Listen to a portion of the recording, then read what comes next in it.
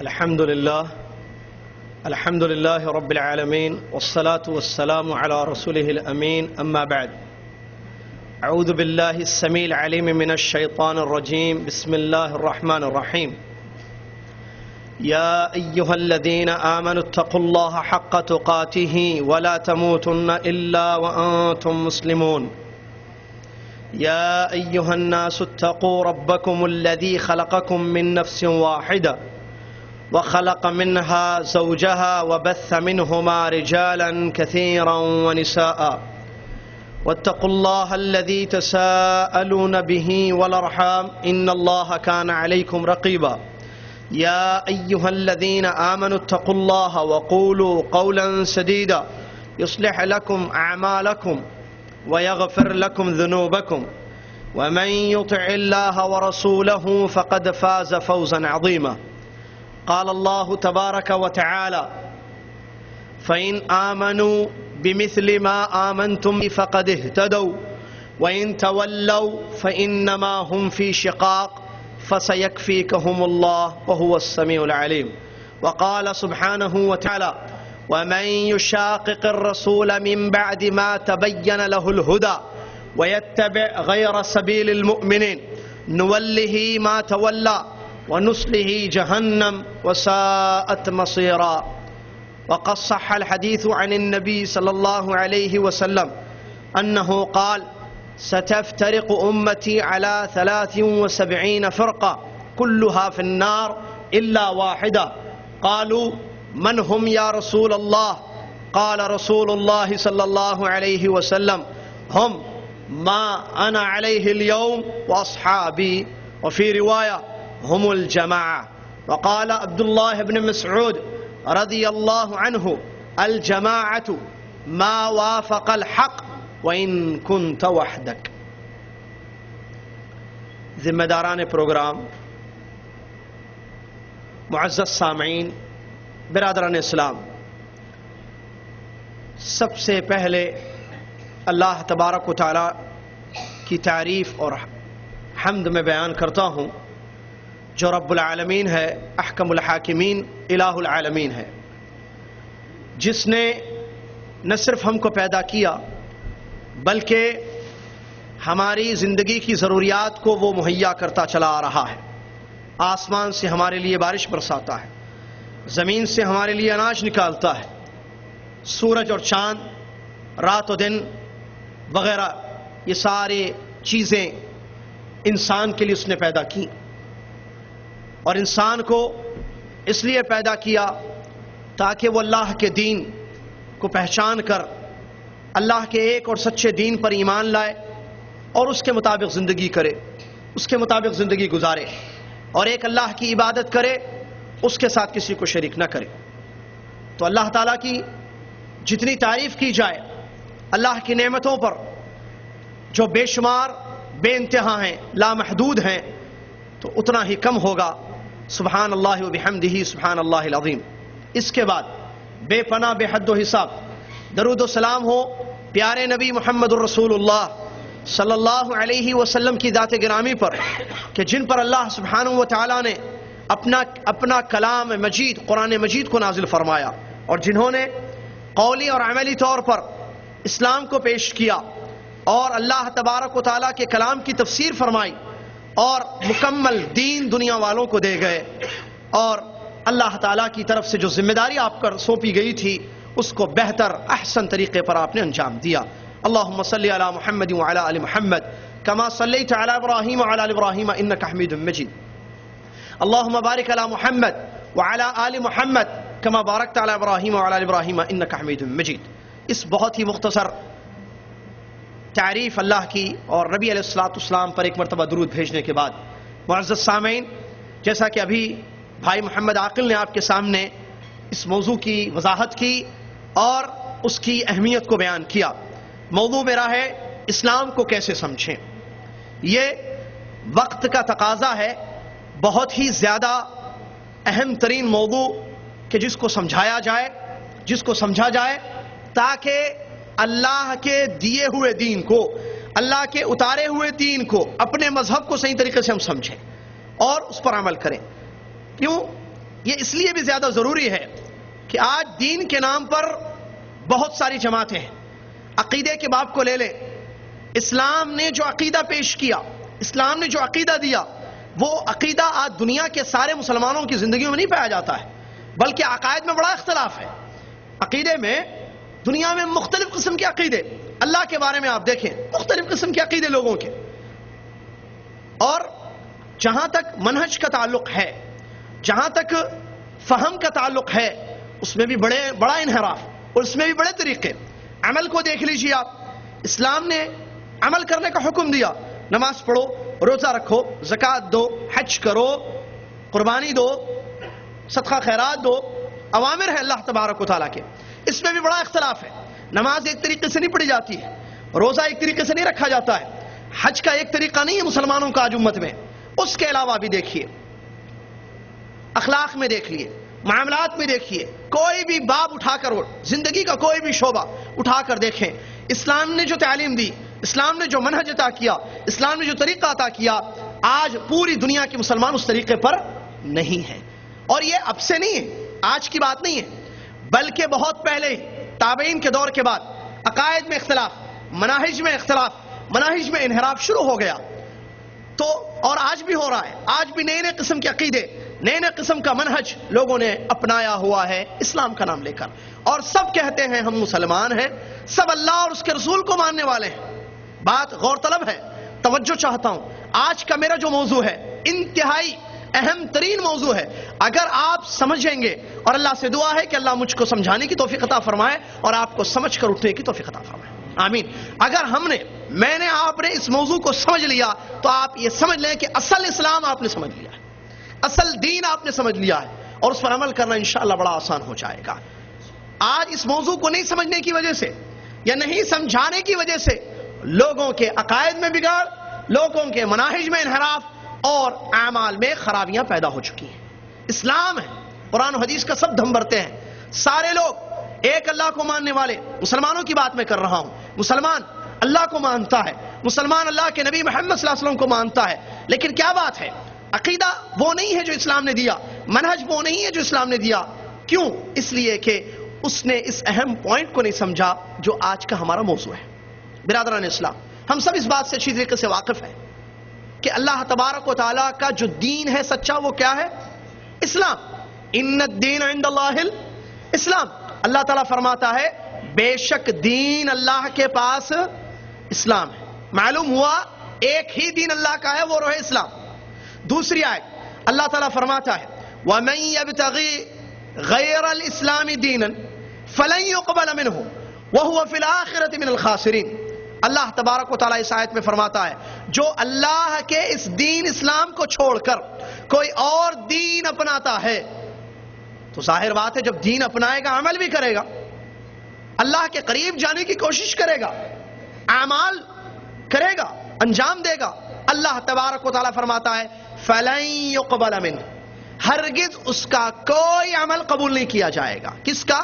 جس نے اسلام کو چھوڑ کر کسی اور دین کو اختیار کیا اور وہ عمل کر رہا ہے، تو اس کا کوئی عمل اللہ سبحانہ و تعالیٰ کے یہاں قبول نہیں کیا جائے گا. اور آخرت میں اس کا نقصان یہ وَهُوَ فِي الْآخِرَةِ مِنَ الْخَاسِرِينَ. اللہ فرماتا ہے کہ آخرت میں، دوسری دنیا میں وہ نقصان اٹھانے والوں میں سے ہو جائے گا. یہ دو آیتیں اس حقیقت کو بتاتی ہیں کہ اگر ہم اسلام پر نہیں چلیں گے، اسلام کے مطابق عمل نہیں کریں گے، تو ہمارے پورے اعمال برباد ہو جائیں گے. کوئی بھی عمل عند اللہ قبول نہیں ہوگا، اور کل قیامت کے دن ہم کو بہت سخت نقصان اٹھانا پڑے گا. برادران اسلام، بات سمجھ میں آ گئی. اسلام پر ہی عمل کرنا ضروری ہے. آج اسلام پر کن کن طریقوں سے عمل کیا جاتا ہے آپ جانتے ہیں. کتنی جماعتیں اسلام کے نام پر، آج ہی نہیں پہلے بھی رہی ہیں، فرقے آئے اسلام کے نام پر، جماعتیں آئی ہیں اسلام کے نام پر. کیا وجہ ہے؟ کیا وہ لوگ قرآن کو نہیں مانتے ہیں؟ کیا آج کے مسلمان جن کے عقائد میں اختلاف ہے، کیا وہ اللہ کی کتاب پر ایمان نہیں رکھتے ہیں؟ کیا وہ نبی صلی اللہ علیہ وسلم کو نہیں مانتے ہیں؟ کیا حدیثوں کو نہیں مانتے ہیں؟ پھر کیا بات ہے؟ آپ پوچھئے، اٹھائیے کتابیں. اسلام میں نئے فرقے آئے، خوارج آئے، جہمیہ آئے، معتزلہ آئے، اشاعرہ آئے، ماتوریدیہ آئے، یہ فرقے ہیں عقیدے کے باب میں، منہج کے باب میں. کیا وہ لوگ اللہ کو نہیں مانتے تھے؟ مانتے تھے. کیا وہ لوگ حدیثوں کو نہیں مانتے تھے؟ نبی علیہ الصلوۃ والسلام کی حدیثوں کو مانتے تھے. آج دیکھیے آپ، جو لوگ شرک کرتے ہیں، شرک اکبر، جو لوگ شرک اصغر، جن کی زندگیوں میں بدعات ہیں، کوئی عمل ایسا نہیں ہے کہ جس میں بدعات نہ ہو، جن کی نماز سنت کے خلاف ہے، جن کا روزہ سنت کے خلاف، جن کی ساری عبادتیں پیارے نبی صلی اللہ علیہ وسلم کے طریقے سے ہٹی ہوئی ہیں، کیا وہ لوگ قرآن و حدیث کو نہیں مانتے ہیں؟ کیا وہ قرآن و حدیث کے منکر ہیں؟ نہیں، مانتے ہیں، قرآن و حدیث کو مانتے ہیں. پھر کیا بات ہے؟ پھر وجہ کیا ہے؟ اسلام نام ہے ان دو چیزوں کا، یہ سب جانتے ہیں، اللہ کی کتاب، نبی محمد صلی اللہ علیہ وسلم کی سنت. اور ایک بات عام طور پر بتائی بھی جاتی ہے کہ دیکھو اسلام دو چیزوں کا نام ہے، قرآن اور حدیث. اور بہت سن چکے ہیں، ہم بچپن سے سنتے آئے، آپ نے بھی بڑا سنا ہوگا، اسلام نام ہے دو چیزوں کا، اسلام نام ہے دو چیزوں کا، اللہ کی کتاب قرآن، نبی محمد صلی اللہ علیہ وسلم کی حدیث. اور وہ مشہور حدیث عام طور پر پیش کی جاتی ہے جس میں نبی علیہ الصلوۃ والسلام نے فرمایا، اے میری امتیو، میں تمہیں تمہارے درمیان دو چیزیں چھوڑ کر جا رہا ہوں، تم جب تک ان دونوں چیزوں کو تھامے رکھو گے کبھی ہرگز گمراہ نہیں ہوگے. ایک اللہ کی کتاب اور دوسری میری سنت.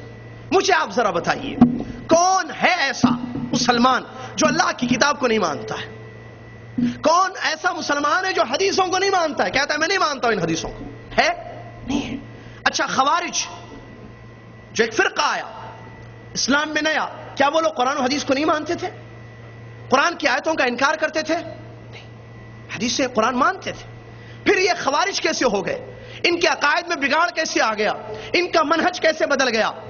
دوسرے معتزلہ کو لے لیں، اشاعرہ کو لے لیں، یہ فرقے ہیں جو آئے تھے اسلام میں، بڑے خطرناک قسم کے فرقے، عقائد میں بڑا اختلاف، کتاب و سنت سے دور ان کے عقیدے میں بڑا اختلاف. جہمیہ فرقہ آیا، قدریہ آیا، تقدیر کا انکار کرنے والا فرقہ. قدریہ کہا کہ تقدیر قدیر کچھ بھی نہیں ہے، اللہ نے کچھ بھی مقدر میں نہیں لکھا ہے، ہم جو چاہیں گے جو سوچیں گے وہ ہم کریں گے. تو کیا یہ قرآن و حدیث کو نہیں مانتے تھے؟ قدریہ مانتے تھے. جہمیہ آئے، جہم بن صفوان کی جماعت، جہمیہ ایک فرقہ ہے. معتزلہ، اشاعرہ، ماتوریدیہ، یہ فرقے ہیں. کیا ان لوگوں نے قرآن و حدیث کا انکار کیا؟ روافض آئے. روافض وہ قوم پیدا ہوئی جنہوں نے حضرت علی کا قتل کیا. آپ میں آگے بتاؤں گا تفصیل سے. اور وہ لوگ قرآن کی آیتوں سے دلیل لے کر حضرت علی پر کفر کا فتویٰ لگاتے ہیں. حضرت علی رضی اللہ تعالیٰ عنہ پر کفر کا فتویٰ اور ان کے خون کو حلال کیا، کہا کہ نہیں تمہارا خون بہانا ضروری ہے، تم کافر ہو. عثمان کے قاتل کیا وہ کتاب و سنت کو نہیں مانتے تھے؟ مانتے ہیں. آج جو شرک اکبر کرتے ہیں، شرک اکبر کی داعی ہیں، شرک کی طرف لوگوں کو، امت کو دعوت دیتے ہیں، آپ کو تعجب ہوگا، قرآن کی آیتوں سے دلیل لیتے ہیں، حدیثوں سے دلیل لیتے ہیں. تو پھر مسئلہ کہاں ہے؟ وہ لوگ جو دم بھرتے ہیں علی کی محبت کا، اہل بیت کی محبت کا، وہ لوگ حدیثوں سے دلیل لیتے ہیں. وہ حدیثیں جس میں حضرت علی کی فضیلت آئی ہے، قرآن کی آیتوں سے دلیل. آج بدعات کرنے والے، خرافات کرنے والے دیکھیے کیسے عوام کو بھٹکاتے ہیں قرآن اور حدیث کا نام لے کر، اسلام کا نام لے کر. تو یہاں بات ایک ضروری سمجھ میں آتی ہے کہ بھائی پھر بات سب قرآن و حدیث کی کرتے ہیں، سب قرآن و حدیث کی طرف دعوت دینے والے لوگ ہیں، تو پھر یہ بگاڑ کہاں سے آ گیا؟ اس کی وجہ کیا ہے؟ عقائد میں بگاڑ، منہج میں بگاڑ، طریقہ نہیں ہے، عبادات سنت کے مطابق نہیں ہے، اخلاق معاملات سنت سے دور ہے. اس کے پیچھے وجہ کیا ہے؟ پھر جب سب کا یہی کہنا ہے کہ ہم اللہ کی کتاب پر بھی ایمان رکھتے ہیں، ہم نبی صلی اللہ علیہ وسلم کی حدیثوں پر بھی ایمان رکھتے ہیں. بات اہم ترین یہاں پر یہ ہے کہ اللہ نے جو کتاب اتاری ہے اور محمد صلی اللہ علیہ وسلم نے جو حدیثیں بیان کی ہیں، ان دونوں کو کیسے سمجھا جائے؟ یہ ہے اصل سوال کہ بھائی میں آپ سب مانتے ہیں کہ اللہ نے ہماری ہدایت کے لیے کتاب اتاری، ہم سب مانتے ہیں کہ نبی صلی اللہ علیہ وسلم کی حدیثیں ہیں جو قرآن کی آیات کی تفسیر کرتی ہیں، لیکن ان دونوں کو، یہ دو ہمارے مصدر ہیں دین کے، مرجع ہے، مراجع ہیں. ہم کو دین قرآن سے ملے گا، ہم کو دین حدیث سے ملے گا. لیکن بڑا اہم ترین سوال ہے جس کا صحیح جواب تلاش کرنا بہت زیادہ ضروری ہے. وہ سوال ہے کیسے میں آپ قرآن و حدیث کو سمجھیں؟ ہم قرآن کی آیتوں سے کیسے دلیل لیں؟ آیت کی تفسیر کیسے لیں؟ حدیثوں کو کیسے سمجھیں؟ یہ بڑا اہم مسئلہ ہے، یہ بڑا اہم سوال ہے جس کا جواب قرآن میں موجود ہے اور جس کا جواب حدیثوں میں موجود ہے. اللہ نے ایسے نہیں چھوڑ دیا کہ جاؤ قرآن و حدیث پر عمل کرو جیسے سمجھ میں آتا ہے. جاؤ میں نے کتاب اتار دی ہے، میں نے نبی کو بھیج دیا ہے محمد صلی اللہ علیہ وسلم کو، اب تم کو حدیث کا مطلب جو سمجھ میں آ رہا ہے وہ لے لو، آیت سے جو مطلب نکال سکتے ہو نکال لو۔ کیا اللہ نے اسے چھوڑ دیا ہے آزاد؟ نہیں، قرآن مجید میں اللہ تعالیٰ نے اس سوال کا جواب بھی دیا ہے جو آج ہم آپ کو تفصیل سے بتائیں گے انشاءاللہ۔ وہی ہے اصل مقصد، ورنہ جن لوگوں نے اس اللہ تعالیٰ کا وہ جواب، یہ کہ اللہ تعالیٰ نے جو قرآن میں حل بتایا ہے، جو راستہ بتایا ہے کتاب و سنت کو سمجھنے کا، قرآن اور حدیث کا فہم لینے کا، ان راستوں کو جن لوگوں نے پکڑا جب سے اسلام دنیا میں آیا، صحابہ ہیں پہلے، ٹھیک ہے، تابعین، تبع تابعین، تو آج تک بھی اور قیامت تک جس جماعت نے، جن لوگوں نے، جن افراد نے قرآن و حدیث کو ویسے سمجھا جیسے حکم دیا قرآن میں اللہ نے اور نبی صلی اللہ علیہ وسلم نے سمجھنے کے لیے کہا، تو وہ لوگ کامیاب رہے۔ اپنے عقیدوں کو بھی انہوں نے محفوظ کر لیا بگاڑ سے، اپنے منہج کو بھی بچا لیا اور کامیاب ہو گئے، اور اللہ تعالیٰ کو ان لوگوں نے خوش کیا، رضی اللہ عنہم ورضوا عنہ۔ لیکن جن لوگوں نے، جن افراد نے، جس جماعت نے، جس فرقے نے قرآن و حدیث کو سمجھنے کے لیے جو راستہ اللہ اور اس کے رسول نے متعین کیا، وہ راستہ چھوڑا، ترک کیا، کوئی اور راستہ اپنا لیا، وہ لوگ گمراہ ہو گئے۔ اس کی میں مثال آپ کو دوں، کیسے راستہ چھوڑ کر دوسرا راستہ، کیا مطلب؟ مطلب اس کا یہ کہ آدمی نے یہ سمجھا کہ میں قرآن و حدیث کو دماغ سے سمجھ سکتا ہوں، قرآن و حدیث کو سمجھنے کے لیے میزان ترازو دماغ کو بنایا، جو بات میرے دماغ میں قرآن کی آئے گی میں اس کو لے لوں گا، آیت کا مطلب مجھے میرے دماغ میں جو سمجھ میں آئے گا میں اس کو لوں گا، میرے دماغ نے جس کو قبول کیا میں اس کو ایکسپٹ کروں گا۔ اس آیت کی یہ تفسیر، حدیث پڑھوں گا میں، حدیث کی جو بات میرے دماغ میں سمجھ میں آتی ہے میں وہی مطلب اس کا لے رہا ہوں، تو یہ لوگ گمراہ ہو گئے۔ کسی نے کیا کیا؟ ایسے نہیں کیا، کسی نے ایک شخص کو متعین کر لیا، کہا کہ میں ایسے کروں گا، اپنے اسلام کو، اپنے مذہب کو، یعنی قرآن و حدیث کو، اسلام بولے قرآن و حدیث بولے بات ایک ہی ہے، قرآن و حدیث کو، اسلام کو میں اس شخص سے سمجھوں گا، یہ میرے امام ہیں، یہ فلاں ہیں، یہ بزرگ ہیں، یہ جیسے آیتوں کا مطلب مجھے دیں گے میں ویسے لوں گا، یہ حدیثوں کا مفہوم جیسے مجھ کو بتائیں گے میں ویسے لوں گا۔ وہ بھی گمراہ ہو گئے، وہ بھی گمراہ ہو گئے، کیونکہ یہ قرآن و حدیث کا حل نہیں ہے۔ قرآن و حدیث آگے آ رہی بات دلیلوں کی روشنی میں کہ کیسے ہم سمجھے قرآن و حدیث کو۔ تو ان لوگوں نے امام کو متعین کر لیا، یا کسی عالم کو، علامہ کو، شخص کو، کسی بزرگ کو متعین کر لیا، ہم اس سے دین کو سمجھیں گے، وہ جیسے ہم کو سمجھائے گا، آیت کا جو مطلب ہم کو دے گا وہ ہم لیں گے، حدیث کا جو مفہوم وہ دے گا ہم وہ مفہوم لیں گے۔ تو یہ لوگ بھی گمراہ ہو گئے۔ کسی نے کیا کیا جو آج بھی ہمارے پاس ہے، میجورٹی کو سامنے رکھا، وہ کام کرتے ہیں، دنیا میں مسلمان بہت سارے ہیں، ہم یہ دیکھیں گے کہ آیتوں کو اکثر مسلمان کیسے سمجھ رہے ہیں، حدیثوں کو اکثر مسلمان کیسے سمجھ رہے ہیں، ہم بھی ویسے سمجھیں گے، مطلب میجورٹی کو فالو کریں گے، اکثریت کو فالو کریں گے۔ یہ لوگ بھی گمراہ ہو گئے، کیوں؟ کیونکہ اللہ تعالیٰ نے قرآن میں بیان کیا اپنے نبی محمد صلی اللہ علیہ وسلم کو، وَلَئِنِ اتَّبَعْتَ أَكْثَرَ مَنْ فِي الْأَرْضِ يُضِلُّكَ عَنْ سَبِيلِ اللَّهِ، اے نبی محمد صلی اللہ علیہ وسلم، اگر آپ زمین کے اکثر لوگوں کو فالو کریں گے تو وہ لوگ آپ کو گمراہ کر دیں گے۔ اکثریت دلیل نہیں ہے۔ تو اب مسئلہ یہ ہے کہ پھر کیسے ہم قرآن و حدیث کو سمجھیں؟ یہ لوگ گمراہ ہو گئے، جس کی مثالیں آگے بھی آ رہی ہیں تفصیل سے، مثالوں کے ساتھ۔ اللہ تعالیٰ نے قرآن میں اس کا جواب دیا ہے، اس سوال کا، اس اہم سوال کا کہ قرآن و حدیث کو، جو ہمارا دین ہے، اسلام ہے، آپ اسلام بولیں یا قرآن و حدیث بولیں، اسلام کو کیسے سمجھیں، قرآن کا مطلب کیسے لیں، حدیث کا مطلب کیسے لیں، اس کا جواب قرآن میں اور حدیث میں موجود ہے۔ پہلی آیت اللہ تبارک و تعالیٰ، سورہ بقرہ کی آیت، اللہ تبارک و تعالیٰ ارشاد فرماتا ہے فَإِنْ آمَنُوا بِمِثْلِ مَا آمَنْتُمْ بِهِ فَقَدِ اهْتَدَوْا وَإِنْ تَوَلَّوْا فَإِنَّمَا هُمْ فِي شِقَاقٍ فَسَيَكْفِيكَهُمُ اللَّهُ وَهُوَ السَّمِيعُ الْعَلِيمُ۔ توجہ ضروری ہے تاکہ بات سمجھ میں آئے، توجہ نہیں ہوگی بات سمجھ میں نہیں آئے گی۔ سمجھانا میرا کام، سمجھنا آپ کا کام ہے۔ اللہ سے دعا ہے اللہ مجھے مکمل موضوع کو سمجھانے کی توفیق عطا فرمائے۔ آپ کے لیے اللہ سے دعا کرتا ہوں کہ اللہ تعالیٰ آپ کو پورا موضوع سمجھنے کی توفیق عطا فرمائے، آمین۔ برادران اسلام، پہلی آیت سورہ بقرہ کی، غور کیجیے آیت پر۔ اللہ تبارک و تعالیٰ فرماتا ہے فَإِنْ آمَنُوا بِمِثْلِ مَا آمَنْتُمْ بِهِ فَقَدِ اهْتَدَوْا وَإِنْ تَوَلَّوْا فَإِنَّمَا هُمْ فِي شِقَاقٍ فَسَيَكْفِيكَهُمُ اللَّهُ۔ آج ہم بڑھ گئے نا، وَاعْتَصِمُوا بِحَبْلِ اللَّهِ جَمِيعًا وَلَا تَفَرَّقُوا پر عمل نہیں ہے ہمارا۔ اللہ کی رسی کو مضبوطی سے ہم نے نہیں تھاما، فرقوں میں بڑھ گئے، جماعتوں میں بڑھ گئے۔ اللہ ایک، رسول ایک، کعبہ ایک، کتاب ایک، دین ایک، عقیدہ ایک، منہج ایک، لیکن ہم ایک نہیں ہیں۔ کیوں؟ اس کا بھی جواب اسی میں ہے کہ ہم نے قرآن و حدیث کو الگ الگ طریقوں سے سمجھنا شروع کر لیا، جس کی وجہ سے آج امت مسلمہ جو ایک تھی محمد صلی اللہ علیہ وسلم کے زمانے میں، صحابہ ایک تھے، عقیدہ ایک تھا، منہج ایک تھا، کوئی جماعتیں نہیں، کوئی فرقے نہیں تھے۔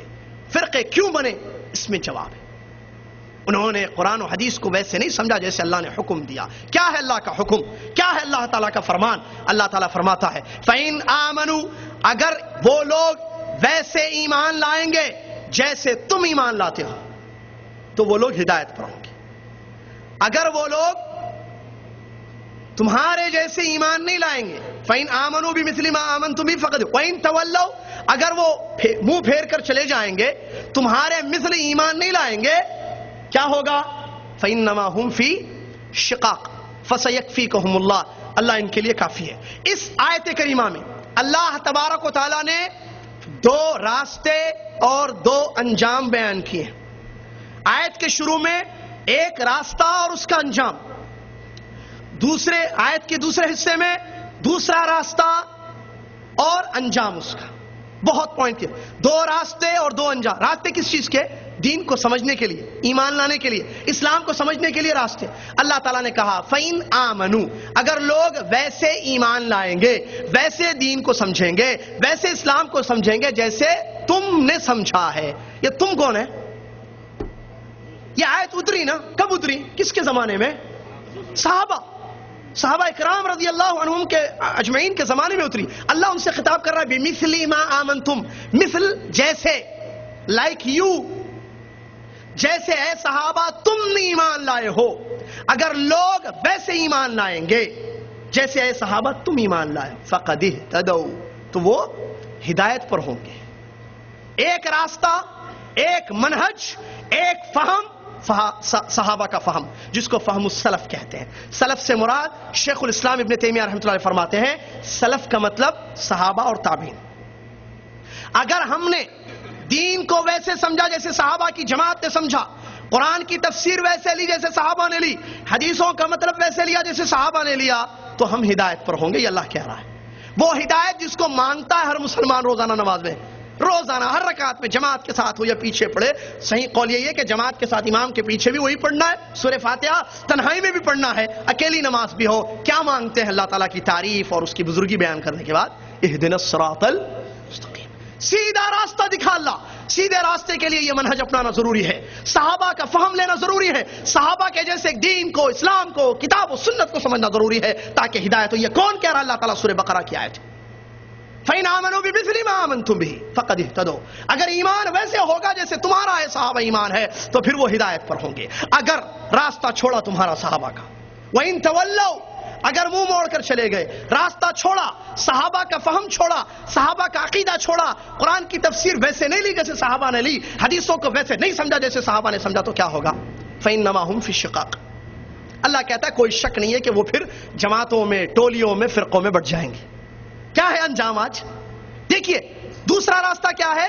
نبی صلی اللہ علیہ وسلم کے صحابہ کو چھوڑ کر کسی اور طریقے سے، یا تو دماغ سے سمجھے، یا تو میجورٹی سے سمجھے، یا تو کسی ایک شخص کو متعین کر کے دین کو سمجھے، کتاب و سنت کو، تو اللہ تعالیٰ اس کا انجام بتا رہا ہے فَإِنَّمَا هُمْ فِي شِقَاقٍ، اس کا انجام یہ ہوگا صحابہ کے عقیدے کو چھوڑنے کا، کتاب و سنت کو صحابہ کے طریقے سے نہیں سمجھیں گے، اس کا انجام یہ ہوگا فَإِنَّمَا هُمْ فِي شِقَاقٍ، ٹولیوں میں، جماعتوں میں، فرقوں میں بٹ جائیں گے۔ اسلام ایک ہے، کتنی آج جماعتیں، یہ بھی مسلمان، وہ بھی مسلمان، وہ بھی مسلمان، یہ بھی کہتا ہے میں قرآن و حدیث کو ماننے والا، میں اللہ اور اس کے رسول پر ایمان لانے والا، وہ بھی کہتا ہے اس کا عقیدہ الگ ہے، اس کا عقیدہ الگ ہے، یہ کہتا ہے اللہ عرش پر ہے، وہ کہتا ہے اللہ ہر جگہ موجود ہے، وہ کہتا ہے نہیں اللہ صرف پاک جگہ پر رہتا ہے، وہ کہتا ہے نہیں اللہ ہمارے دلوں میں رہتا ہے۔ کیا ہے ایک اللہ کے بارے میں اتنے عقیدے؟ منہج صحابہ کا چھوڑا۔ رسول اللہ صلی اللہ علیہ وسلم کے بارے میں دیکھیے الگ الگ، کوئی کہتا حیاتی ہے، کوئی کہتا حیات ہے، کوئی کہتا نہیں وفات پا چکے ہیں، قبر میں زندہ ہے، کوئی کہتا قبر میں زندہ ہے، کوئی کہتا نہیں ہر جگہ زندہ ہے، جہاں چاہے آتے رہتے ہیں، جہاں چاہے حاضر ہوتے رہتے ہیں، آپ صرف درود پڑھ لیے آ جائیں گے، کوئی کہتا ہے وہ مشکل کشا ہیں، وہ فلاں جگہ آتے ہیں، پریشانیاں دور کر دے، بس تم دل سے یاد کرو۔ کیا ہے یہ عقیدے؟ پھر نماز کو لے لیے، طہارت لے لیجیے، زکات، عمرہ، شادی بیاہ، معاملات، لین دین، ایوری تھنگ اسلام کی لوگوں نے صحابہ کے منہج کو چھوڑا. الگ الگ عقیدے، یہ کہتا ہے یہ حلال ہے، یہ کہتا ہے یہ حرام ہے، یہ کہتا ہے جائز ہے، یہ کہتا ہے نہیں جائز ہے. سود، ہاں آپ انڈیا میں رہتے ہو، دارالکفر میں ہو، لہٰذا آپ کے لیے حلال ہے. کوئی کہتا نہیں حرام ہے، کوئی کہتا نہیں ٹھیک ہے یہ چیز غلط ہے. نبی علیہ السلام کی پیدائش پر کوئی کہتا میلاد منانا چاہیے، خوشی کا موقع ہے، پیارے وسلم دنیا میں نور لے کر آئے، کوئی میلاد منا رہا ہے، کوئی انکار کر رہا ہے. کتنی جماعتیں، کتنے فرقے، یہ وجہ کیا ہے اس کی؟ کیا قرآن و حدیث کو چھوڑ دیا ان لوگوں نے؟ نہیں، یہ مت سمجھیں آپ پوائنٹ، پھنس جائیں گے. ورنہ وہ یہ نہیں کہتا کہ میں نہیں مانتا قرآن کو، آگے مثالیں بھی آ رہی. قرآن اور حدیث کو ماننے والے قوم ہیں یہ سب مسلمان. وہ جو شرک اکبر کرتا ہے، جو مزار پر جا کر پیشانی کو پٹکتا ہے، سجدہ کرتا ہے غیر اللہ کا، لا حول ولا قوت، وہ کہتا ہے میں اللہ اور اس کے رسول کو مانتا ہوں، روتا ہے نبی صلی اللہ علیہ وسلم کی محبت میں، داڑھی بھیگ جاتی ہے اس کی، لیکن وہ مزار پر سجدہ کر رہا ہے. نبی علیہ السلام کی قبر کا طواف کرتا ہے چھپ چھپ کر اندر. ہم نے دیکھا جامعہ اسلامیہ پڑھنے کے دوران. یہ کیا کتاب و سنت کو نہیں مانتا ہے؟ مانتا ہے. پھر وجہ کیا ہے؟ گڑبڑ کہاں ہے؟ پرابلم کہاں ہے؟ پرابلم سمجھنے میں ہے، پرابلم طریقے میں ہے، پرابلم منہج میں ہے. قرآن و حدیث کو بے شک تو مانتا ہے، لیکن قرآن و حدیث کو کیسے تو سمجھتا ہے میرے بھائی؟ صحابہ کے جیسے سمجھتا ہے؟ نہیں. اسی لیے اللہ نے کہا کہ اگر تم صحابہ کا منہج چھوڑو گے، ٹولیوں میں بٹ جاؤ گے، جماعتیں الگ الگ ہو جائیں گی تمہاری. فی شقاق، شقاق کہتے ہیں اختلاف، الگ الگ ٹولیاں جماعت. فسیکفیکہم اللہ، قیامت کے دن اللہ تعالیٰ ان کا بدلہ دے گا. فسیکفیکہم اللہ، اللہ ان کے لیے کافی ہے، اللہ سننے والا اور جاننے والا ہے. یہ آیت میں جواب ہے. پہلی دلیل، 3 آیتیں دلیل میں پیش کروں گا انشاءاللہ. یہ پہلی آیت ہے جس میں اس سوال کا جواب ہے کہ ہم یا دنیا کا ہر مسلمان کتاب و سنت کو کیسے سمجھے، قرآن کا مطلب کیسے لے، نبی علیہ السلام کی حدیث کا مطلب کیسے لے. اس میں جواب دیا گیا مثل صحابہ اکرام کی جماعت نے جیسے سمجھا ہے کتاب و سنت کو. اللہ کہہ رہا ہے اگر ہدایت چاہتے ہو تو ویسے سمجھو، تم کو ہدایت میں دوں گا. واضح. دوسری دلیل سورہ توبہ کی تقریباً آیت ہے. اللہ تبارک و تعالیٰ فرماتا ہے وَمَن يُشَاقِقِ الرَّسُولَ مِن بَعْدِ مَا تَبَيَّنَ لَهُ الْهُدَى وَيَتَّبِعْ غَيْرَ سَبِيلِ الْمُؤْمِنِينَ نُوَلِّهِ مَا تَوَلَّى وَنُصْلِهِ جَهَنَّمَ وَسَاءَتْ مَصِيرًا. اللہ اکبر. اللہ تعالیٰ فرماتا ہے جو شخص رسول اللہ صلی اللہ علیہ وسلم کی مخالفت کرے گا ہدایت کا راستہ واضح ہو جانے کے بعد، جو رسول اللہ صلی اللہ علیہ وسلم کی مخالفت کرے گا ہدایت کا راستہ واضح ہو جانے کے بعد، ایک. اور دوسرا وَيَتَّبِعْ غَيْرَ سَبِيلِ الْمُؤْمِنِينَ، اور مومنوں کے راستے کو چھوڑے گا. رسول کی مخالفت کرے گا ایک، اور دوسرا مومنین کے راستے کو چھوڑے گا. تو ظاہر بات ہے جب مومنین کے راستے کو چھوڑے گا تو کوئی اور راستہ اپنائے گا نا. تو اللہ کیا کہہ رہا ہے نُوَلِّهِ مَا تَوَلَّى، وہ جو بھی راستہ اپنائے گا ہم اسی پر اس کو لگا دیں گے. وَنُصْلِهِ جَهَنَّمَ، قیامت کے دن جہنم کی آگ میں اس کو داخل کریں گے. وَسَاءَتْ مَصِيرًا، اور کیا ہی برا ٹھکانہ ہے جہنم. غور کیجیے آیت پر، کیا ہے یہ آیت؟ آیت میں اللہ تعالیٰ 2 باتیں کہہ رہا ہے. اگر کسی نے 2 کام کیے، پہلا کام رسول اللہ صلی اللہ علیہ وسلم کی مخالفت، کب؟ دین واضح ہو جانے، ہدایت کا راستہ واضح ہو جانے کے بعد، تو اس کو بتانا ضروری ہے. ہمارے پاس فتوے ہیں نا، تو حدیث کا منکر، تیری نماز نہیں، تیرے پیچھے میری نماز نہیں، تو کافر، تو فلاں تو فلاں. کیا اس کو سمجھایا گیا رسول کا راستہ؟ نبی علیہ السلام کی حدیثیں سمجھائی گئی اس کو. اللہ کہہ رہا ہے من بعد ما تبین له الهدى، تبین یعنی واضح ہو گیا، اس کو واضح ہو گیا، وہ جان چکا ہے، اس کو بتایا جا چکا ہے کہ یہی راستہ ہے رسول وسلم کا، یہ اطاعت ہے، یہ رسول وسلم کی سنت ہے، یہ رسول وسلم کا طریقہ ہے. لیکن اس کے باوجود مخالفت کرتا ہے. ٹھیک ہے، مخالفت کرتا ہے ایک. دوسرا، مومنین کے راستے کو چھوڑ کر کوئی اور راستہ اپناتا ہے. مومنین کون بھائی یہاں پر؟ یہ کون مومنین ہے یہاں پر؟ صحابہ. کیونکہ اس زمانے میں مومنین کون؟ صحابہ. تو جو صحابہ، سبیل المومنین، فہم السلف، سبیل المومنین، منہج صحابہ. اللہ کہہ رہا ہے جو صحابہ کے راستے کو چھوڑتا ہے، مخالفت رسول ایک، صحابہ کا راستہ چھوڑنا دو. جب ظاہر بات ہے ایک شخص صحیح راستے کو چھوڑے تو کوئی اور راستہ اپنائے گا نا، وہ جسے دماغ سے سمجھے گا دین کو، یا میجورٹی سے سمجھے گا، یا امام صاحب سے سمجھے گا، یا کچھ لوگوں سے باپ دادا کے طریقے سے سمجھے گا دین کو. ہمارے دادا نے ایسی دین کو سمجھا تھا، میں بھی ایسی سمجھ رہا ہوں، ابا بھی ایسی سمجھتے، میں بھی ایسی، میری اولاد کو بھی ویسی سمجھاؤں گا، ہے نا. صحابہ کا منہج، صحابہ کا فہم چھوڑے گا تو کوئی اور راستہ اپنائے گا. اللہ تعالیٰ وعید سنا رہا ہے، کہہ رہا ہے جا، جو راستہ اپنائے اسی پر لگا دوں گا میں تجھ کو. اللہ نُوَلِّهِ مَا تَوَلَّى، وہ جہاں پلٹے گا وہیں اس کو ڈھکیل دیا جائے گا. جا اسی راستے پر، ویسی سمجھ دین کو، جا. مر کر اللہ کے پاس پہنچے گا وَنُصْلِهِ جہنم، جہنم کی آگ میں داخل کر دے گا اللہ، اور یہ بہت برا ٹھکانہ ہے۔ معلوم ہوا صحابہ کے منہج کو چھوڑنے کا انجام جہنم کی آگ۔ منہج چھوڑنا، قرآن و حدیث کو صحابہ کے جیسے نہیں سمجھیں گے، جہنم کی آگ میں جائیں گے۔ دوسری دلیل، تیسری آیت، اللہ تبارک و تعالیٰ فرماتا ہے وَالسَّابِقُونَ الْأَوَّلُونَ مِنَ الْمُهَاجِرِينَ وَالْأَنصَارِ وَالَّذِينَ اتَّبَعُوهُم بِإِحْسَانٍ رَضِيَ اللَّهُ عَنْهُمْ وَرَضُوا عَنْهُ وَأَعَدَّ لَهُمْ جَنَّاتٍ تَجْرِي مِن تَحْتِهَا الْأَنْهَارُ إِلَى آخِرِ الآیہ۔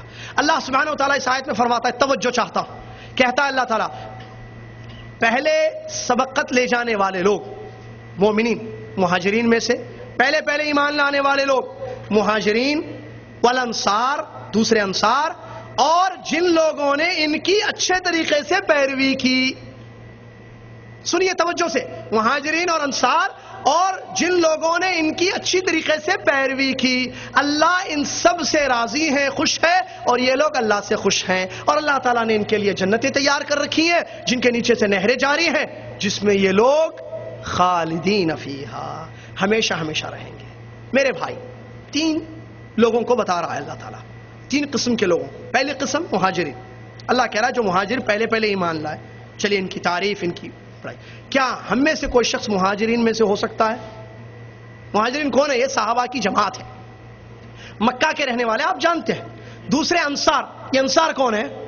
مدینہ کے باشندے، وہ صحابہ جو مدینہ میں رہتے تھے، جیسے ابو طلحہ انصاری، جابر بن عبداللہ انصاری رضی اللہ عنہ وغیرہ، اور مہاجرین میں سے ابو بکر، عمر وغیرہ رضی اللہ عنہ اجمعین۔ مہاجرین اور انصار، ان میں کوئی مسلمان نہیں آ سکتا ان کے بعد، کیونکہ یہ صحابہ تھے۔ تابعی ہوتا صحابی نہیں، تابعی کے بعد جتنے لوگ آئے ہیں وہ ان میں سے نہیں ہو سکتے ہیں، نہ مہاجر ہو سکتے ہیں وہ، نہ انصار، کیونکہ یہ صحابہ ہیں جنہوں نے رسول کو دیکھا ایمان کی حالت میں۔ ہم تو نہیں دیکھے نا، اس کے تابعی نے دیکھا نہیں۔ تیسری، والذین اتبعوہم بإحسان، تیسرے وہ لوگ جنہوں نے ان کی پیروی کی اچھے طریقے سے۔ کس چیز میں پیروی کی؟ دنیا کی چیزوں میں۔ وہ جو تجارت کرتے تھے یہ بھی وہی کرے گا؟ نہیں، دین مراد ہے یہاں۔ دین کو سمجھنے میں، اسلام کو سمجھنے میں، اسلام پر عمل کرنے میں، قرآن کی تفسیر لینے میں، حدیثوں کا مفہوم لینے میں، ان مہاجرین اور انصار کے جیسے پیروی کی، قیامت تک آنے والا اس میں اپنے آپ کو داخل کر سکتا ہے۔ اللہ تعالیٰ ان تین قسم کے لوگوں کے بارے میں کہہ رہا ہے رضی اللہ عنہم ورضوا عنہ، اللہ ان تینوں قسم کے لوگوں سے راضی ہے۔ کس سے؟ مہاجرین سے، انصار سے، اور جو ان کے جیسے قرآن و حدیث کو سمجھتے ہیں، ان کی پیروی کرتے ہیں۔ کیا ہم اس میں نہیں داخل ہو سکتے ہیں؟ یقیناً داخل ہو سکتے ہیں۔ کیوں؟ اگر ہم قرآن و حدیث کو صحابہ کے جیسے سمجھیں گے، ان کے طریقے پر سمجھیں گے، ان کے فہم پر سمجھیں گے، تو ایسی صورت میں ہم اس تیسرے میں آ جائیں گے۔ اللہ تعالیٰ خوشخبری سنا رہا ہے کہ اللہ تعالیٰ ان لوگوں سے راضی ہے۔ اتنا ہی نہیں بلکہ قیامت کے دن اللہ تعالیٰ ان کو ایسی جنتوں میں داخل کرے گا جن کے نیچے سے نہریں جاری ہیں۔ بات واضح ہو چکی ہے تیسری آیت کی روشنی میں کہ ضروری ہے ہدایت کے لیے، جہنم سے اپنے آپ کو بچانے کے لیے، گمراہیوں سے اپنے آپ کو بچانے کے لیے، اور اللہ کی رضا کو پانے کے لیے، جنت کو حاصل کرنے کے لیے ضروری ہے کہ ہم پیارے نبی صلی اللہ علیہ وسلم کے جو صحابہ کرام ہیں، صحابہ کرام رضی اللہ عنہم اجمعین، رضی اللہ تعالی عنہم اجمعین، ہم ان کے طریقے سے دین کو سمجھے، ان کی پیروی کرے کتاب و سنت کو سمجھنے میں۔ بات سمجھ میں آئی؟ اگر کسی نے صحابہ کو چھوڑ کر کوئی اور منہج اختیار کیا کتاب و سنت کو سمجھنے میں، اس کے لیے اللہ تعالیٰ وعید سنا رہا ہے، اس کے لیے جہنم سنا رہا ہے، اسی راستے پر اس کو لگا دے گا اور اس کو جنت بھی نہیں ملے گی۔ یہ تین آیتیں حدیثوں سے اس کی دلیلیں ہیں۔ صحابہ کے منہج کو سمجھنا، صحابہ کے جیسے دین کو سمجھنا ضروری ہے، واجب ہے۔ اللہ کے نبی صلی اللہ علیہ وسلم کی مشہور حدیث بارہا آپ نے سنی ہوگی، لیکن ضرورت ہے اس کو سمجھنے کی اور اس پر غور کرنے کی۔ کیا ہے حدیث؟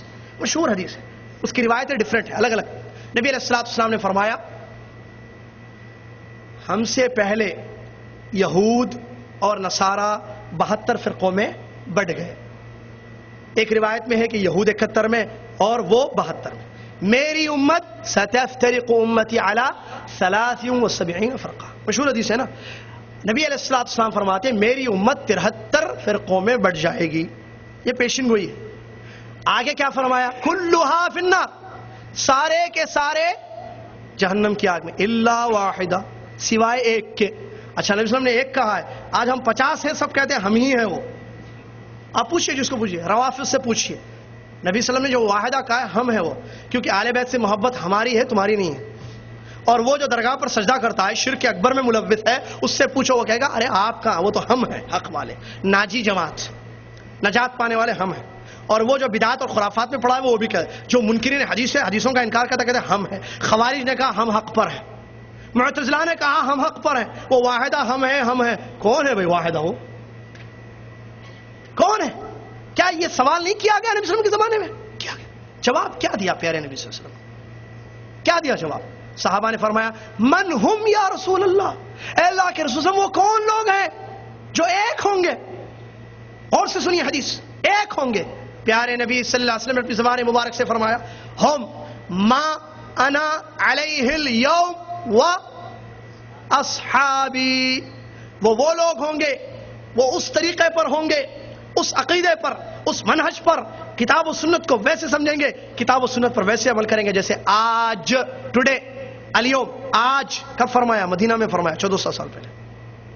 آج میں اور میرے صحابہ جیسے سمجھتے ہیں، جیسے قائم ہیں دین پر، وہ لوگ اسی پر قائم رہیں گے۔ تو نبی صلی اللہ علیہ وسلم نے کیا فرمایا؟ میں اور میرے صحابہ، تو صحابہ کے جیسے سمجھنا ضروری ہے، صحابہ کے جیسے سمجھنا یہ بہت بڑی دلیل ہے۔ وہ اصحابی، آج چیک کیجئے، ٹھیک ہے، آپ روافظ آؤ، کیا تم قرآن و حدیث کو ویسے سمجھتے ہو جیسے صحابہ نے سمجھا ہے؟ حضرت علی کی فضیلتوں کو تم لیتے ہو حدیث میں، ہم بھی مانتے، لیکن اس حدیث کا مطلب کیا لے رہے ہو تم؟ کہ علی ابو بکر سے افضل ہے؟ کیا مطلب تمہارا؟ علی کی تعریف میں تم حدیثوں کو لیتے ہو، تم سمجھتے ہو، اور تم کہہ رہے ہو کہ ہم ناجی ہیں، کیا ہے؟ اور وہ جو درگاہ پر جا کر سجدہ کرتا ہے اور سورہ مائدہ کی آیت کی دلیل لیتا ہے جو آگے میں بتا رہا ہوں مثال میں، تو کیا اس آیت کا مطلب تم جو لے رہے ہو اور شرک کروا رہے ہو لوگوں سے کر رہے ہو، کیا صحابہ نے ایسے ہی کیا ہے؟ جب نہیں کیا ہے تو پھر تم واحدہ میں کیسے ہو گئے؟ ضروری ہے ما انا علیہ اليوم اصحابی، آج میں اور میرے صحابہ جس طریقے پر ہے، جس دین پر ہے، جس عقیدے پر ہے، جس منہج پر ہے، جس اخلاق پر ہے، جس معاملات پر ہے، جس طریقے سے عبادت کی جا رہی ہے، جو صفت ہے ہماری، وہی ہوگی قیامت تک۔ اور ایک خوشخبری سناؤں آپ کو، نبی علیہ الصلوۃ والسلام نے یہ جو ایک جماعت کے بارے میں تعریف کی ہے جو جہنم سے ناجی ہوگی، نجات پائے گی، اور پیارے نبی صلی اللہ علیہ وسلم کے طریقے پر، نبی علیہ الصلوۃ والسلام کے صحابہ کے جیسے کتاب و سنت کو سمجھ کر عمل کرے گی، یہ ہر دور میں رہی ہے۔ یہ مت کہنا کہ یہ نئے ہیں، نہیں، یہ سمجھ کی غلطی ہے۔ نبی علیہ الصلوۃ والسلام کی حدیث دلیل میں لا تزال طائفة من امتی ظاہرین علی الحق حتی یأتی امر اللہ، نبی صلی اللہ علیہ وسلم اپنے زمانے میں یہ بات بتا کر گئے ہیں، میری امت میں سے ایک طائفہ، ایک جماعت حق پر ظاہر رہے گی، حق پر جمے ہوئے رہے گی، کب تک؟ جب تک اللہ کا حکم نہیں آئے گا، یعنی قیامت۔ نبی صلی اللہ علیہ وسلم نے اپنی زمانے میں کہا قیامت تک ایک جماعت، وہی جماعت جو ایک ناجی ہے، قیامت تک حق پر جمے ہوئے رہے گی، ڈٹے ہوئے رہے گی۔ اور ایک روایت ہے لا یضرہم من خذلہم، ان کو ذلیل کرنے والا، ان کو رسوا کرنے والا ان کا کچھ نہیں بگاڑ سکے گا۔ کون ہے وہ لوگ؟ اس کا مطلب یہ ہمیشہ رہے ہر دور میں، تابعین، تابعین، جب خوارج نکلے، شیخ الاسلام ابن تیمیہ رحمۃ اللہ علیہ کے دور میں شیخ الاسلام ان کے ماننے والے، اس کے بعد بھی فطرے، جتنے فطرے آئے، لوگوں میں عقیدوں میں بگاڑا، منہج میں بگاڑا، لیکن یہ لوگ اپنے عقیدوں کو، اپنے منہج کو بچاتے بچاتے چل گئے۔ ہر دور میں آج بھی ہے، قیامت تک رہیں گے، کیونکہ پیارے نبی علیہ الصلوۃ والسلام کی یہ صحیح حدیث ہے۔ لہٰذا معلوم ہوا کتاب و سنت کو سمجھنے کے لیے ضروری ہے ہم ویسے سمجھیں جیسے اللہ کے نبی محمد صلی اللہ علیہ وسلم کے صحابہ نے سمجھا ہے۔ برادران اسلام، اگر کوئی یہ کہے کہ نہیں، کیوں، کیا ضروری ہے کہ حدیث کو یا قرآن کو ویسے سمجھے جیسے صحابہ نے سمجھا ہے؟ اس کا جواب مل گیا، اللہ کا حکم ہے، یہ ہدایت کے لیے، نجات پانے کے لیے ضروری ہے، اور نبی علیہ الصلوۃ والسلام کا بھی حکم ہے۔ اور ایک مشہور مسلم شریف کی حدیث جو بارہا خطبوں میں آپ سنتے رہتے ہیں خطبہ کے زبانوں سے، نبی علیہ الصلوۃ والسلام نے کیا فرمایا؟ علیکم بسنتی وسنت الخلفاء الراشدین المہدیین تمسکوا بها وعضوا علیہا بالنواجذ وإیاکم ومحدثات الامور الی آخر الحدیث۔ نبی علیہ الصلوۃ والسلام نے فرمایا فَإِنَّهُ مَن يَعِشْ مِنكُم بَعْدِي، یہاں سے حدیث شروع ہوتی ہے، میرے بعد جو دنیا میں زندگی گزاریں گے، دین میں بڑا اختلاف دیکھیں گے، کچھ یہ کہیں گے، کچھ وہ کہیں گے، جو آج ہمارے سامنے نظر آتا ہے۔ ہر کوئی حق کا دم بھرتا ہے، یہ کہتا ہے حلال، وہ کہتا ہے حرام۔ نبی علیہ الصلوۃ والسلام نے فرمایا اختلاف بہت دیکھو گے، تو کیا کرنا ہے؟ اللہ کے رسول جب اختلاف ہم دیکھیں، علیکم بسنتی، میرے طریقے کو، اور میرے خلفاء کون ہیں؟ صحابہ، میرے صحابہ کے طریقے کو مضبوطی سے تھامے رکھنا۔ علیکم، تمسکو، عضو، تین عربی کے مختلف الفاظ استعمال کیے ہیں۔ علیکم کا مطلب ہوتا ہے الزمو، یعنی لازم پکڑو، پکڑ کے رکھو میری اور میرے صحابہ کے طریقے کو۔ دوسرا الفاظ تمسکو، تمسک کا مطلب بھی پکڑ کے رکھنا، تھامے رکھنا۔ عضو علیہا بالنواجذ، جبڑوں سے میری اور صحابہ کے طریقے کو تھامے رکھنا۔ جبڑوں کا لفظ استعمال کیا جس کا مطلب یہ ہے کہ مضبوطی سے پکڑنا، کیونکہ آدمی کسی چیز کو توڑنے کے لیے دانتوں میں سے جبڑوں کا استعمال کرتا ہے جو مضبوط ہوتے ہیں۔ نبی علیہ السلام نے وہ الفاظ بیان کیے۔ یہ بھی اس بات کی دلیل ہے کہ صحابہ کے منہج کو اپنانا بہت ضروری ہے تاکہ ہم گمراہیوں سے بچیں، تاکہ ہم ضلالت کے راہوں سے بچیں۔ برادر اسلام، اس کی ایک بہت بڑی دلیل بخاری شریف کی حدیث سے میں آپ کو دوں۔ ایک یہودی عالم پیارے نبی صلی اللہ علیہ وسلم کے پاس آیا، آ کر اس نے کہا اے محمد، ہم صلی اللہ علیہ وسلم، ہم تورات میں جو آسمانی ہماری کتاب ہے، ہم اس میں یہ لکھا ہوا دیکھتے ہیں کہ اللہ تعالیٰ قیامت کے دن سارے آسمانوں کو، ساتوں آسمانوں کو اپنی ایک انگلی پر اٹھائے گا۔ توجہ چاہتا ہوں، واقعہ بڑا اہم۔ یہودی عالم نے کہا کہ اللہ تعالیٰ قیامت کے دن ساتوں آسمانوں کو ایک انگلی پر اٹھائے گا اور ساتوں زمینوں کو دوسری انگلی پر، پہاڑوں کو تیسری انگلی پر، اور مخلوق کو اور ایک انگلی پر، اور کہے گا انا الملک انا الملک، میں بادشاہ ہوں میں بادشاہ ہوں۔ پیارے نبی علیہ السلام یہ سنتے ہیں اور ہنستے ہیں۔ نبی علیہ السلام یہ سن کر کیا کرتے ہیں؟ ہنستے ہیں۔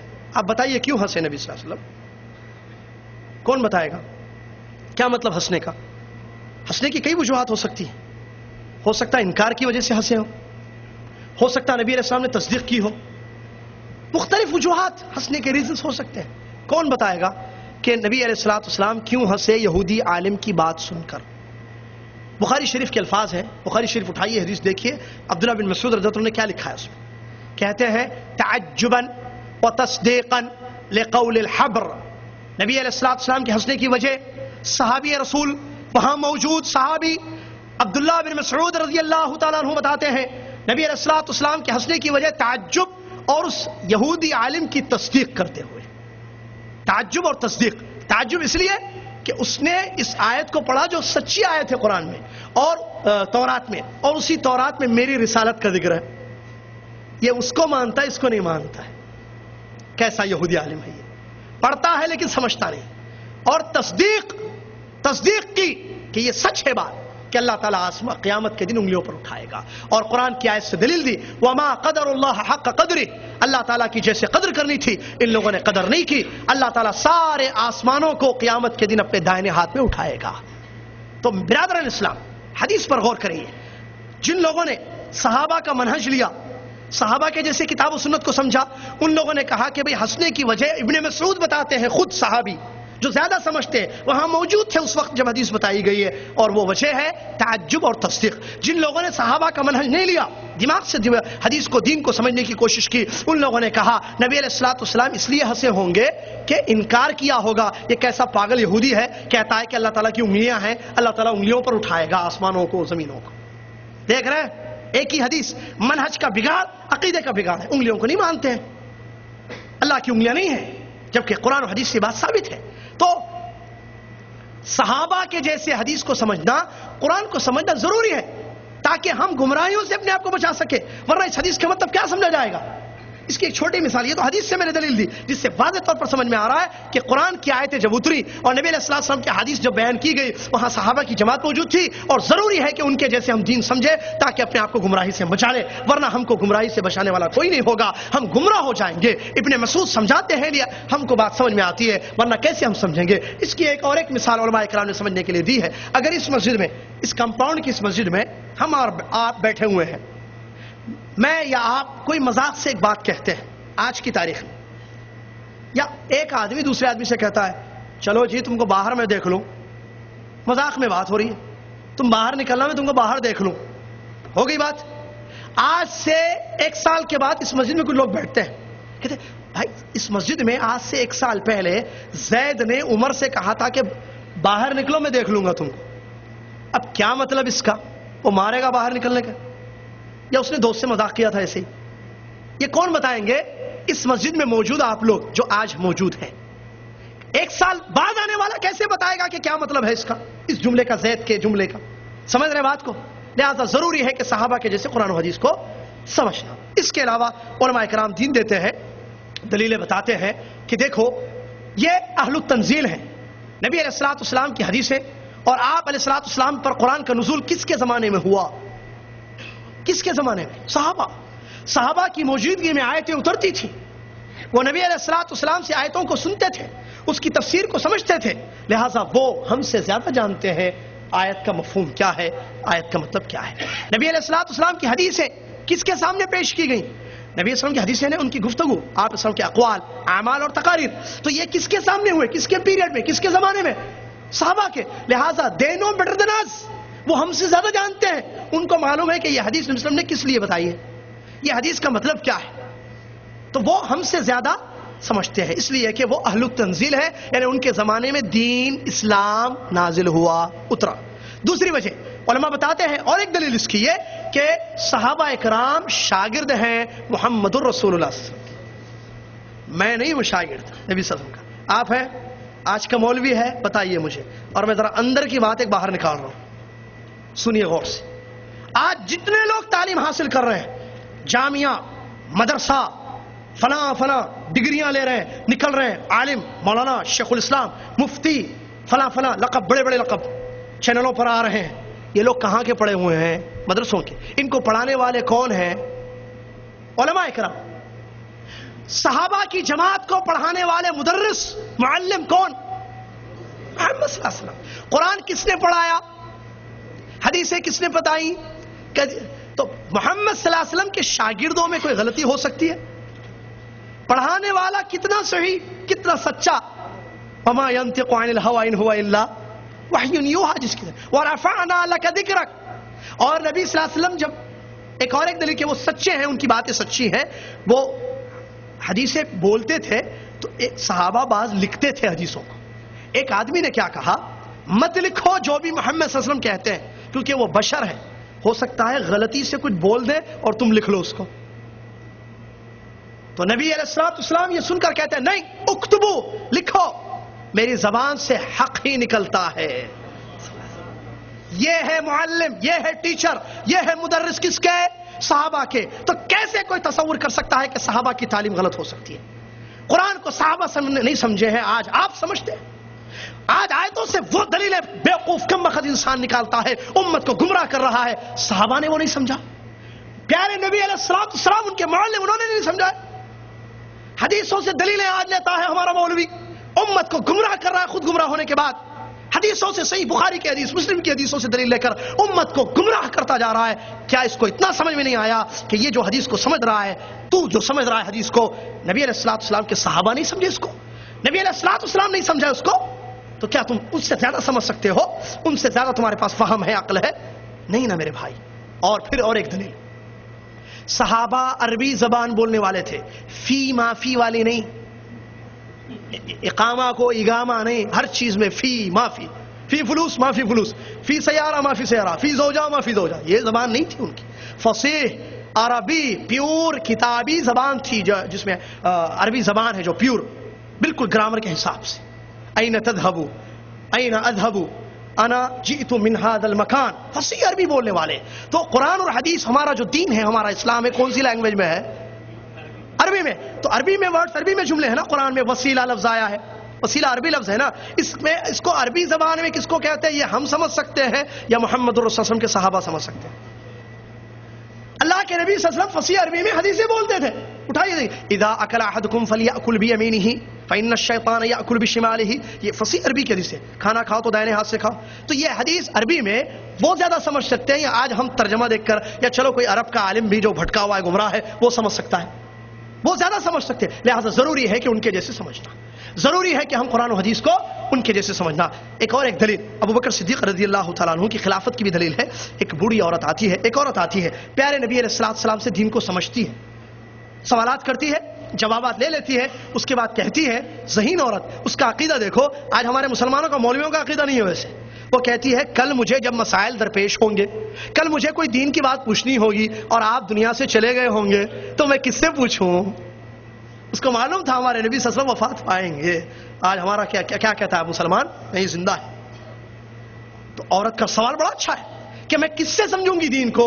اے محمد صلی اللہ علیہ وسلم، نبی علیہ الصلوۃ والسلام نے فرمایا، تم ابو بکر سے دین کو سمجھنا رضی اللہ، فآتی ابا بکر، اس عورت سے کہا کہ تم ابو بکر صدیق رضی اللہ عنہ سے دین کو سمجھنا۔ برادران اسلام، یہ ہے دلائل مختصر سے کہ جس کی روشنی میں یہ بات واضح ہے کہ اگر ہم دین کو یا قیامت تک مسلمان کتاب و سنت کو نبی علیہ السلام کے صحابہ کے جیسے نہیں سمجھے گا وہ یقیناً گمراہ ہوگا جیسا کہ قرآن کی آیت اس پر دلیل ہے اور نبی علیہ السلام کی حدیثیں بھی اس پر دلیل ہے. برادر اسلام، اس کے علاوہ ایک بات مثال کے طور پر اگر کوئی شخص یہ کہے نہیں بھائی اللہ تعالیٰ نے قرآن میں کہا افلا تعقلون افلا تفہمون، کیا تم کو عقل نہیں ہے، کیا تم سمجھتے نہیں ہو، افلا ينظرون الى الابل کیف خلقت، اللہ نظر کی، تفکر کی، تفقہ کی دعوت دے رہا ہے. تم دیکھو اونٹوں کو ہم نے کیسے پیدا کیا، پہاڑوں کو کیسے گاڑ دیا، زمین کو کیسے بچھو دیا. تو اللہ تعالیٰ خود کہہ رہا ہے نا عقل کو یوز کرو. میرے بھائی عقل کو جو یوز کرنے کا مطلب لے رہے ہیں، کیا دین کو قبول کرنے یا ریجیکٹ کرنے میں عقل کو یوز کریں گے؟ کیا مطلب اس کا افلا تعقلون کا؟ کیا اس کا یہ مطلب لیا جائے گا کہ ہر شخص اپنے پاس عقل رکھتا ہے لہٰذا وہ قرآن پڑھے گا؟ جیسے ہمارے پاس ایک بڑی پریشانی ہے آج. کیا پریشانی ہے؟ 5-10 لوگ بیٹھتے ہیں، یہاں بھی جدہ میں بھی ہو رہا ہے. اللہ متوعوں کو توفیق دے کہ وہاں تک پہنچے اور ان کا کام تمام ہو جائے. بیٹھ کر کیا ہو رہا ہے؟ چلیے صاحب یہ قرآن کی آیت ہے، پڑھیے. الحمدللہ رب العالمین اعوذ باللہ من الشیطان الرجیم. اللہ تعالیٰ نے کوئی بھی ایک آیت پڑھتے ہیں، کہتے ہیں اچھا آپ بتائیے کیا مطلب اس کا ہو سکتا ہے. واہ. اچھا ایک کام کرتے ہیں، نیکسٹ کلاس میں، نیکسٹ بیٹھک میں ہم سب اپنا مطلب لائیں گے. قرآن کی آیت کا اپنا مطلب سوچئے کیا اس کا مطلب نکل سکتا ہے. اب وہ جناب اپنے دماغ سے ایک مطلب لا رہے، یہ زید صاحب ایک لا رہے، بکر صاحب ایک لا رہے، فلاں صاحب ایک لا رہے، عبداللہ ایک صاحب ایک لا رہے. 6-7 مطلب قرآن کی ایک آیت کے. وہاں کیا درس ہے؟ قرآن کا درس ہو رہا ہے. قرآن کا درس تفہیم، قرآن کو فہم سمجھنا. میرے بھائی محمد صلی اللہ علیہ وسلم نے جیسے سمجھایا ویسے سمجھو. یہ دماغوں سے سمجھے گے تو کھلواڑ ہو جائے گا دین. ہر کوئی اپنے دماغوں سے سمجھے گا. اس کی بہت زبردست دلیل دیتا ہوں میں، یاد رکھیے اس کو. ابو داؤد کی صحیح حدیث ہے، پیارے نبی علیہ السلام فرماتا، نبی حضرت علی بن ابی طالب رضی اللہ عنہ کی حدیث ہے، لو كان الدين بالرأي لكان اسفل الخفين اولى من اعلاه ولقد رايت رسول الله صلی اللہ علیہ وسلم يمسح على اعلاه. اگر لوگوں سمجھو، اگر دین دماغ سے ہوتا کہ ہر کوئی دماغ سے سمجھے، رائے سے، قیاس رائے جس نے برباد کر دیا ہے دین کو. سنیے، اگر کوئی دین کو دماغ سے سمجھنا صحیح ہوتا تو ساکس پر، موزوں پر مسح کرنا نیچے صحیح ہوتا نہ کہ اوپر. اور میں نے رسول اللہ صلی اللہ علیہ وسلم کو دیکھا ہے اوپر مسح کرتے ہوئے. یہ ہے حدیث. اگر دین دماغ سے سمجھیں گے، دماغ کیا کہتا ہے کہ گندگی کہاں لگے گی پیتاووں میں، ساکس میں، نیچے یا اوپر، تلے میں یا اوپر؟ نیچے لگے گی. حدیث میں کیا ہے؟ ساکس پر مسح کرنے کا مسح الخفین. مسئلہ جانتے ہیں آپ لوگ، مسح اوپر ہے یا نیچے؟ محمد صلی اللہ علیہ وسلم نے مسح اوپر کیا یا نیچے؟ اوپر. تو دین دماغ کا نام نہیں ہے، دین وہ ہے جو کتاب و سنت میں آ چکا ہے. لے، سمجھ میں آئے ٹھیک، نہیں سمجھ میں تب بھی لینا ہے. فجر 2 ہے 2، صبح فریش اٹھتے ہیں 2 ہی پڑھیں گے آپ. رات میں تھک کر 4 نماز پڑھنی ہے 2 نہیں، قیامت تک. دین دماغ کا نام نہیں ہے. آج بگاڑ پیدا کر دیا دماغ کو، دین سے دماغ کو سمجھ رہے ہیں. ایک آیت، قرآن کی آیت سے تفسیر لے رہا ہے. قرآن میں اللہ تعالیٰ نے کہا ہے دخان، یوم یاتی الدخان، قیامت کی نشانیوں میں سے ایک نشانی ہے کہ دھواں آئے گا. کیا ہو سکتا ہے؟ یہ جو بیٹھ کے پڑھتے ہیں نا، ایسے نکلتے ہیں. کیا ہو سکتا ہے؟ دھواں. ارے ہو سکتا ہے اس کا مطلب پٹرول ہے، کیونکہ یہ نہیں ایجاد ہے. پٹرول سے پیچھے دھواں نکلتا ہے. دھواں نکلتا ہے. کسی نے کہا دجال، حدیث ہے دجال کی، نبی صلی اللہ علیہ وسلم کی حدیث ہے، دجال آئے گا. کتنی حدیث ہے؟ کب آیا بھائی؟ اب تک تو نہیں آیا. آخر الزمان میں دجال نکلے گا. ہو سکتا ہے نبی صلی اللہ علیہ وسلم کا ایک تصور تھا، ایک خیال تھا کہ دجال آئے گا. وہ نہیں آیا. دیکھ رہے گمراہی، واللہ برباد ہو گئے. قسم کھا کر کہتا ہوں عاقل بھائی، اللہ جزاک. یہ موضوع اتنا اہم ہے واللہ اگر ہم سمجھے، آج کے مسلمان کو یہ سمجھا دے، گمراہیوں سے بچ جائے گا. خوارج، آپ کو عبد الرحمن ابن ملجم ایک نام یاد رکھیں جو علی کے قاتلوں میں سے. کیا حضرت علی رضی اللہ عنہ کی، وہ پہلے جب تک اس نے قرآن و حدیث کو صحابہ کے جیسے سمجھا تھا وہ صحیح تھا، منہج صحیح تھا اس کا. اس کی دلیل سنیے. عمر ابن خطاب رضی اللہ تعالیٰ عنہ نے اس کو بھیجا قرآن کا درس دینے کے لیے یا دین کی تعلیم دینے کے لیے ایک علاقے میں، اور اپنے والی کو یہ لیٹر لکھا کہ سنو اے والی، وہاں کا جو ذمہ دار تھا، میں تمہارے پاس ایک ایسے شخص کو بھیج رہا ہوں جس کا نام عبد الرحمن ابن ملجم ہے. یہ آنا، یہ آثرتہ علی نفسی. عمر ابن خطاب رضی اللہ عنہ کے الفاظ ہے، کہتے ہیں میں اس کو اپنے آپ پر ترجیح دیتا ہوں، یہ مجھ سے اچھا ہے. وہ جب آئے تو تم اس کی عزت کرنا، احترام کرنا، اس کے لیے ایک دار بنانا، اور بچوں کو قرآن اور دین حدیث کی تعلیم وہ دے گا، اس کے پاس بچوں کو بھیجنا تاکہ وہ دین کی تعلیم دے۔ یہ شخص، اس کا جب منہج بگڑا، اس نے جب قرآن کو دماغ سے سمجھنے کی کوشش کی، ایسا گمراہ ہوا، اس نے کہا علی تم کافر ہو۔ جی کیا دلیل معلوم ہے؟ اس نے دلیل لی، قرآن کی آیت سے کہا ان الحکم الا للہ، حکم صرف اللہ کا چلتا ہے، تم نے لوگوں کو کیسے حاکم بنایا ہے؟ الٹا مطلب۔ عبداللہ بن عباس، عبداللہ بن جابر صحابہ سمجھا رہے ہیں تم غلط مطلب لے رہے ہو آیت کا یہ مفہوم نہیں ہے۔ وہ کہتا ہے نہیں، قرآن میں اللہ نے کہا ہے حکم صرف اللہ کا چلے گا، اے علی تم نے کیسے لوگوں کو اجازت دی کہ وہ حکم چلائیں؟ لہذا تم کافر ہو اس آیت کی روشنی میں۔ اور اس کو پکڑ کر جب قتل کیا گیا تو اس نے کہا کہ میری گردن ضرور ماننا، زبان کو کٹ نہیں کرنا، اس پر اللہ کا ذکر ہے۔ لیکن گمراہ کیسے ہوا؟ خوارج بھی آئے نبی علیہ السلام پر یہ سب کی وجوہات کیا ہیں؟ اس کے پیچھے وجہ یہ ہے کہ ان لوگوں نے نبی صلی اللہ علیہ وسلم کے صحابہ کے منہج کو چھوڑا، قرآن و حدیث کو ویسے نہیں سمجھا جیسے صحابہ کرام سمجھتے ہیں، اسی لیے یہ لوگ گمراہ ہوئے۔ حالانکہ ان کے دلوں میں اللہ کا ڈر تھا، حالانکہ یہ لوگ نماز پڑھتے تھے، حالانکہ لوگ روزہ رکھتے تھے، لیکن اس کے باوجود گمراہ ہو گئے۔ اس کی بڑی وجہ یہی ہے کہ ان لوگوں نے دماغ سے سمجھنے کی کوشش کی، یا صحابہ کا منہج ان لوگوں نے، صحابہ کا فہم ان لوگوں نے چھوڑ دیا۔ اس کے علاوہ اور ایک دو مثالیں دے دوں، اس کے بعد بات کو ختم کر دو برادر اسلام۔ وہ یہ ہے وسیلہ۔ قرآن کی آیت میں آج لوگ وسیلہ لیتے ہیں، یہ لوگ قرآن کی سورہ مائدہ کی آیت سے دلیل لیتے ہیں۔ اللہ تعالیٰ فرماتا ہے یا ایھا الذین آمنوا اتقوا اللہ، اے وہ لوگوں جو ایمان لائے اللہ سے ڈرو، وابتغوا الی ربہم الوسیلہ وابتغوا الیہ الوسیلۃ، اور اللہ تک پہنچنے کے لیے وسیلہ اختیار کرو۔ قرآن میں اللہ تعالیٰ کہہ رہا ہے لہٰذا ہم رسول اللہ صلی اللہ علیہ وسلم کا وسیلہ لیں گے، ہم عبد القادر جیلانی رحمۃ اللہ علیہ کا لیں گے، ہم بزرگان دین کا وسیلہ لیں گے۔ اور مجھے یاد ہے وہ بامبے کی گلی جہاں سے گزر رہا تھا میں، وہاں میں نے دیکھا حیدرآباد کا ایک مولوی، بہت بڑا مولوی، وہ بڑے مجمع سے خطاب کر رہا ہے اور کہہ رہا ہے یہ وہابیوں کو کیا معلوم، یہ قرآن و حدیث کا دم بھرنے والے کیا کہتے ہیں، ان کو سمجھتے ہیں کہ یہ وسیلے غلط ہے، ان کو کچھ نہیں معلوم۔ سنو میں قرآن سے آپ کو وسیلے کی دلیل دیتا ہوں، آیت پڑھ کر لوگوں کو گمراہ کر رہا ہے، کہہ رہا ہے دیکھو اللہ نے قرآن میں کہا ہے وسیلہ اختیار کرو، ہم وسیلہ اختیار کرتے ہیں۔ تو یہاں یہی مسئلہ پرابلم کیوں، یہ پرابلم کیا ہے، اس نے اس آیت کا مفہوم دماغ سے سمجھا ہے۔ وسیلے کا یہ معنی نہیں ہے اٹھائیے عبداللہ بن مسعود کی تفسیر، اٹھائیے عبداللہ بن عباس، اٹھائیے قتادہ رضی اللہ، ابن کثیر رحمۃ اللہ نے تفسیر لکھی ہے۔ وسیلے کا مطلب وہ اعمال صالحہ جو اللہ کو پسند ہو، وہ عمل جو اللہ کو پسند ہو اس کو کہتے ہیں وسیلہ، جیسے جہاد ہے جو آگے بتایا جا رہا ہے، اور اس کے علاوہ دیگر اعمال صالحہ۔ لہٰذا اس سے یہ تفسیر مراد ہے، وہ نہیں جو آج کا مسلمان لیتا ہے، خود بھی گمراہ ہوتا ہے اور لوگوں کو بھی گمراہ کر رہا ہے۔ اس کی اور ایک مثال نبی علیہ الصلوۃ والسلام کی صحیح حدیث ہے، بخاری سے ثابت ہے، جو مشہور حدیث ہے آپ جانتے ہیں کہ نبی علیہ الصلوۃ والسلام اپنے ایک صحابی کے ساتھ گزر رہے تھے دو قبر والوں کے پاس سے، کہا نبی علیہ الصلوۃ والسلام پر وحی آئی، آپ نے فرمایا کہ ان دو قبر والوں کو عذاب دیا جا رہا ہے، اور کسی بڑے گناہ کی وجہ سے نہیں ہو رہا ہے، بلکہ ایک آدمی چغل خور تھا، چغلی کرتا تھا، اور دوسرا پیشاب کے چھینٹوں سے اپنے آپ کو نہیں بچاتا تھا۔ چنانچہ نبی علیہ الصلوۃ والسلام نے ایک پودا لیا اور اس کے ایک پلانٹ لیا، اس کے دو پارٹ کیے، دو حصے، اور لگا دیے، اور نبی علیہ الصلوۃ والسلام نے یہ فرمایا کہ مجھے اللہ کی ذات سے امید ہے کہ جب تک یہ سوکھیں گے نہیں اللہ تعالیٰ ان کے عذاب کو ہلکا کرے گا۔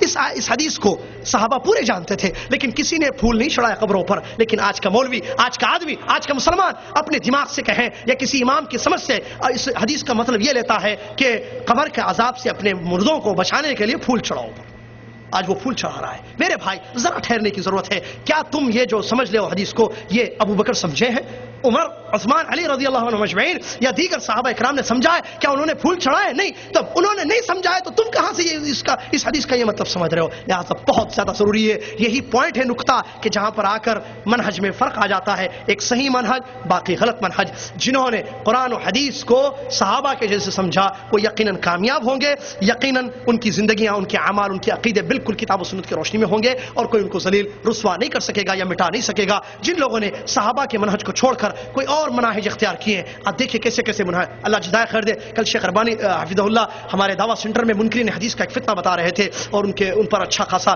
اللہ جزائے خیر دے انہوں نے رد کیا ہے۔ یہ منکرین حدیث کا فتنہ کیا ہے؟ یہ قرآن کو دماغ سے سمجھتے ہیں، عذاب قبر کا کوئی انکار کر رہا ہے حدیثوں کا، کہتا ہے قرآن میں اللہ تعالیٰ نے کہا ہے کہ میں تم کو ڈبل عذاب نہیں دوں گا، ایک مرتبہ عذاب چکھاؤں گا، لہذا جب جہنم کا عذاب پکا ہے تو پھر قبر کا عذاب کہاں سے آ گیا؟ انکار حدیث کا۔ بھئی یہ تم آیت کا مطلب کہ اللہ ڈبل نہیں چڑھائے گا یہ دماغ سے سمجھ رہے ہو؟ کیا نبی علیہ السلام کے صحابہ نے اس کو سمجھا ہے؟ یہی ساری چیزوں پر آپ فٹ کیجئے، ساری چیزوں پر ہر چیز پر کوئی بھی بدعت ہو، کوئی بھی شرکی عمل ہو، کوئی بھی غلط طریقہ ہو، آپ دیکھیں وہاں پرابلم منہج کا پرابلم ہے. قرآن کو ویسے نہیں سمجھا گیا، آیتوں کی تفسیر صحیح نہیں لی گئی ہے، حدیثوں کا مفہوم صحیح نہیں لے گا، لہٰذا گمراہی پھیل رہی ہے اور مسلمان دین کے نام پر، اسلام کے نام پر گمراہ ہوتے جا رہے ہیں. اللہ تعالیٰ سے دعا ہے اللہ تعالیٰ ہم مسلمانوں کو سمجھ عطا فرمائے، اللہ تعالیٰ اس بات کی توفیق عطا فرمائے کہ ہم اس اہم ترین موضوع کو سمجھنے کی کوشش کریں. اللہ تعالیٰ قرآن و حدیث کو صحابہ کے فہم پر، صحابہ کے منہج پر، صحابہ کے طریقے پر ہم سب کو سمجھنے کی توفیق عطا فرمائے. اللہ گمراہیوں سے ہم کو بچا دے، اللہ علم نافع عمل صالح کی توفیق عطا فرمائے. آمین. وآخر دعوانا الحمدللہ رب العالمین. السلام علیکم ورحمۃ اللہ وبرکاتہ. لا شريك له وأشهد أن محمدا عبده ورسوله. أما بعد، فإن خير الحديث كتاب الله وخير الهدي هدي محمد صلى الله عليه وسلم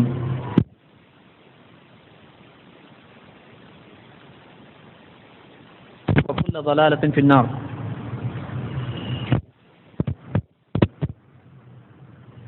قال سبحانه وتعالى: وما آتاكم الرسول فخذوه وما نهاكم عنه فانتهوا. یہ اللہ تعالیٰ کی توفیق ہے اور ایک بہت ہی اچھا منظر ہے کہ آج ہم سب اس مجلس میں جمع ہیں.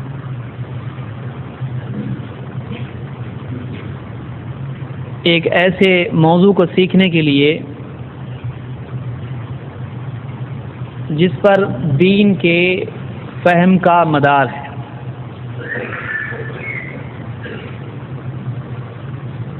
یہ جو ہمارا کورس ہے، اس کورس کا مقصد یہ ہے کہ اللہ کے دین کے سمجھنے کے لیے قرآن اور اللہ کے نبی صلی اللہ علیہ وسلم کی حدیث، اس حدیث کے اعتبار سے اور اس قرآن کے اعتبار سے، اس دین کے اعتبار سے دو باتیں نہایت اہم ہیں. اور جتنے گمراہ فرقے ہیں، ان فرقوں نے ان دو میں سے کوئی ایک غلطی کی ہے، جس کا نتیجہ یہ ہوا کہ آج وہ گمراہی کے گڑھے میں دلدل میں پڑے ہوئے ہیں. جتنے گمراہ فرقے، چاہے وہ جہمیہ ہوں، چاہے خوارج ہوں، مرجئہ ہوں، معتزلہ ہوں، یا جتنے بھی فرقے آئے ہیں، ان فرقوں کی تاریخ اور ان فرقوں کے عقائد، ان کا منہج، ان کی باتیں اگر آپ دیکھیں تو آپ کو دکھائی دے گا کہ دو میں سے ایک غلطی ان سے ہوئی ہے، اور کبھی دونوں غلطیاں انہوں نے کی ہیں. پہلی غلطی، اللہ کے دین کے سیکھنے میں، سمجھنے میں، عقائد اور اعمال کی بنیاد رکھنے میں ایسی چیز کو مصدر بنانا، ایسی چیز سے دلیل پکڑنا جو قابل اعتبار نہ ہو، آتھینٹک نہیں ہو. ایسی چیز سے عقیدہ لینا، ایسی چیز پر عمل کرنا، ایسی دلیل پر عمل کرنا جو ٹھوس نہ ہو، جو ثابت نہ ہو، جو معتبر نہ ہو، جو آتھینٹک نہیں ہو. یہ پہلی غلطی ہے. اور اس غلطی کے نتیجے میں بہت سی وہ باتیں جو دین میں نہیں ہیں وہ دین کا حصہ بن گئی. کئی بدعات، خرافات، کئی غلط عقائد اور کئی ایسی چیزیں جو دوسری قوموں کی تھی، گھڑی ہوئی جھوٹی حدیثیں، باطل افکار، قصے کہانیوں کی بنیاد پر دین سمجھنا، تو ایسی چیزوں کو دین کا مدار بنانا جو دین میں قابل اعتماد، قابل اعتبار نہیں ہے. تو پہلی غلطی یہ ہوئی اور اس کے نتیجے میں بہت ساری غلط باتیں جو اسلام نہیں ہیں اسلام کا حصہ بن گئی. دوسری غلطی، معتبر دلائل سے غلط فہم اخذ کرنا. قرآن کی آیت معتبر ہے، اس میں کوئی شک نہیں. بخاری کی حدیث معتبر ہے، اس میں کوئی شک نہیں. معتبر دلیلوں سے وہ مطلب نکالنا جو واقعی ان دلیلوں میں نہیں ہے.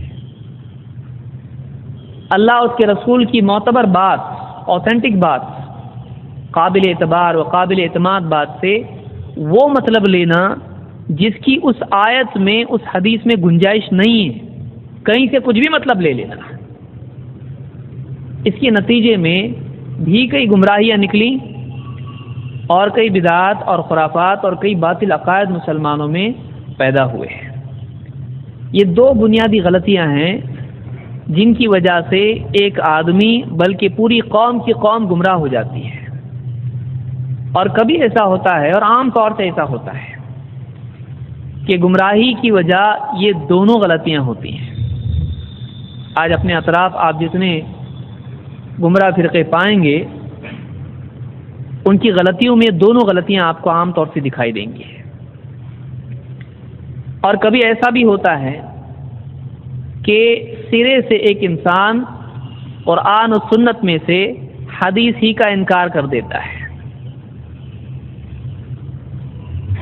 آج اس دور میں بہت سارے لوگ آپ کو حدیث کے بارے میں شک میں دکھائی دیں گے، اور شک جب آدمی کا قابل برداشت نہیں رہتا ہے تو فرسٹریشن اور ریجیکشن بن جاتا ہے۔ ایک آدمی ڈاؤٹ کر رہا ہے صحیح کیا غلط کیا ہے، کون سی حدیث صحیح، کون سی حدیث غلط، کون سی حدیث ضعیف، کون سی معتبر، کون سی معتبر نہیں، کیا کریں گے؟ تو جہالت جھنجھلاہٹ میں تبدیل ہو جاتی ہے، فرسٹریشن میں تبدیل ہو جاتی ہے، اور فرسٹریشن انسان کا ریجیکشن تک اس کو لے جاتا ہے۔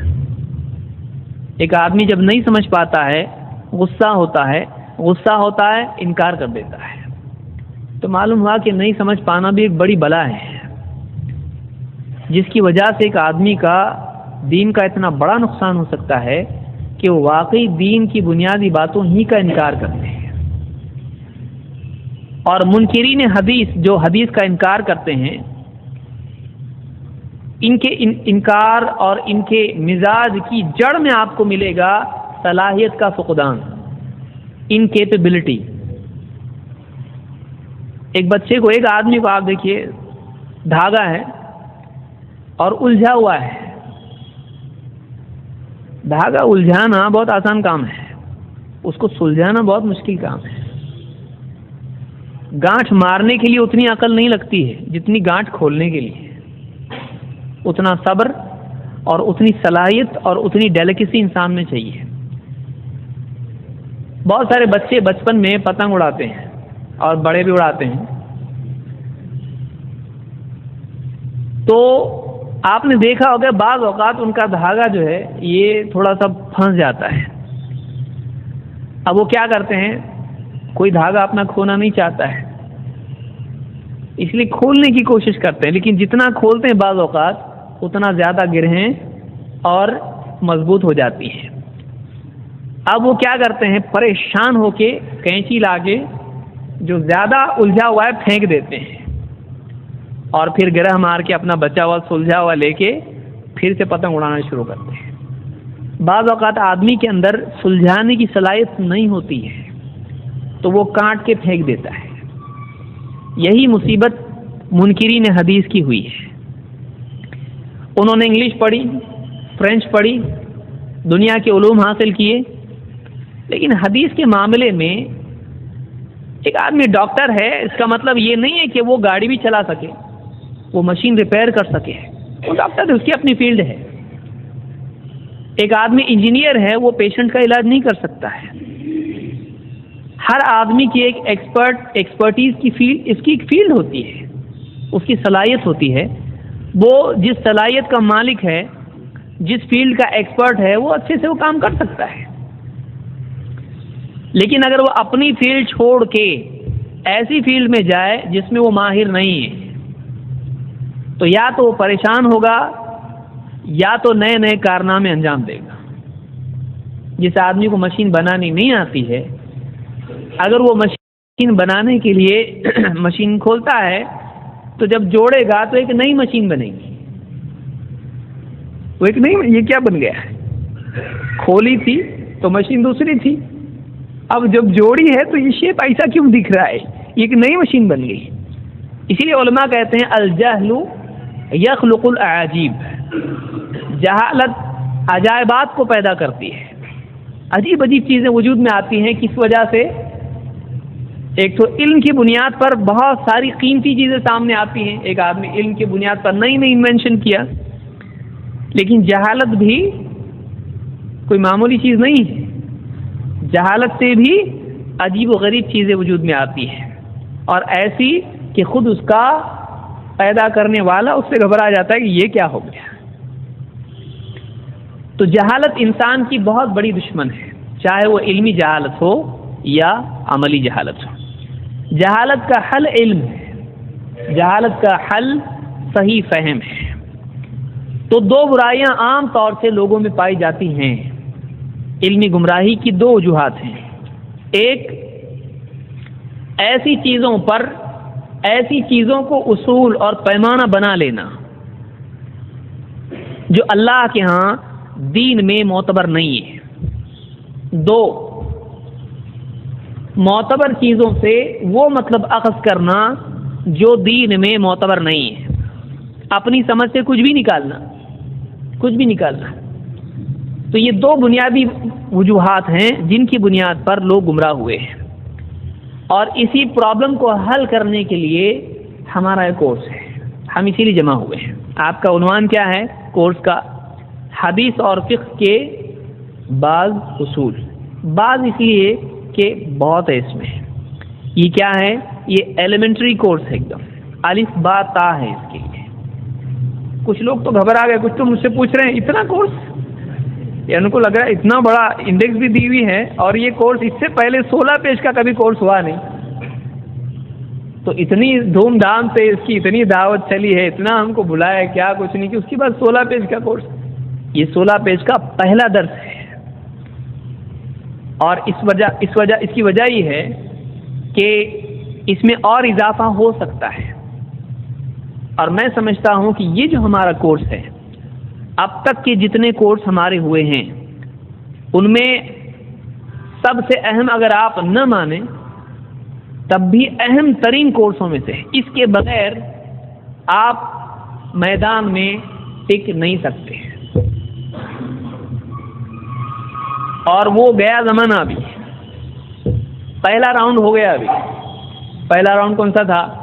آپ جاتے تھے مولوی صاحب کے پاس، بولتے تھے آپ یہ جو بتائے یہ 22 زیور میں فلاں کتاب میں آپ نے مسئلہ بتایا، دلیل ہے کیا؟ اب وہ بیچارہ اس کو بچے پڑھانے، عربی پڑھا رہا، وہ فاتحہ دے رہا، کنڈے کر رہا، اس کو ٹائم کی طرح پڑھنے کے لیے ہے، اور اس کی تنخواہ اتنی کی کتابیں کہاں سے لائے گا وہ بیچارہ. تو وہ غصے میں آ جاتا تھا اور آپ خوش ہو جاتے تھے.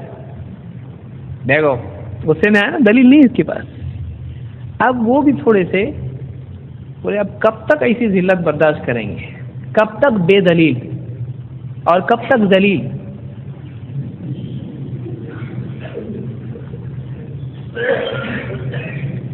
ذلیل کا آپ نقطہ ہٹا دو، دلیل ہو جاتی.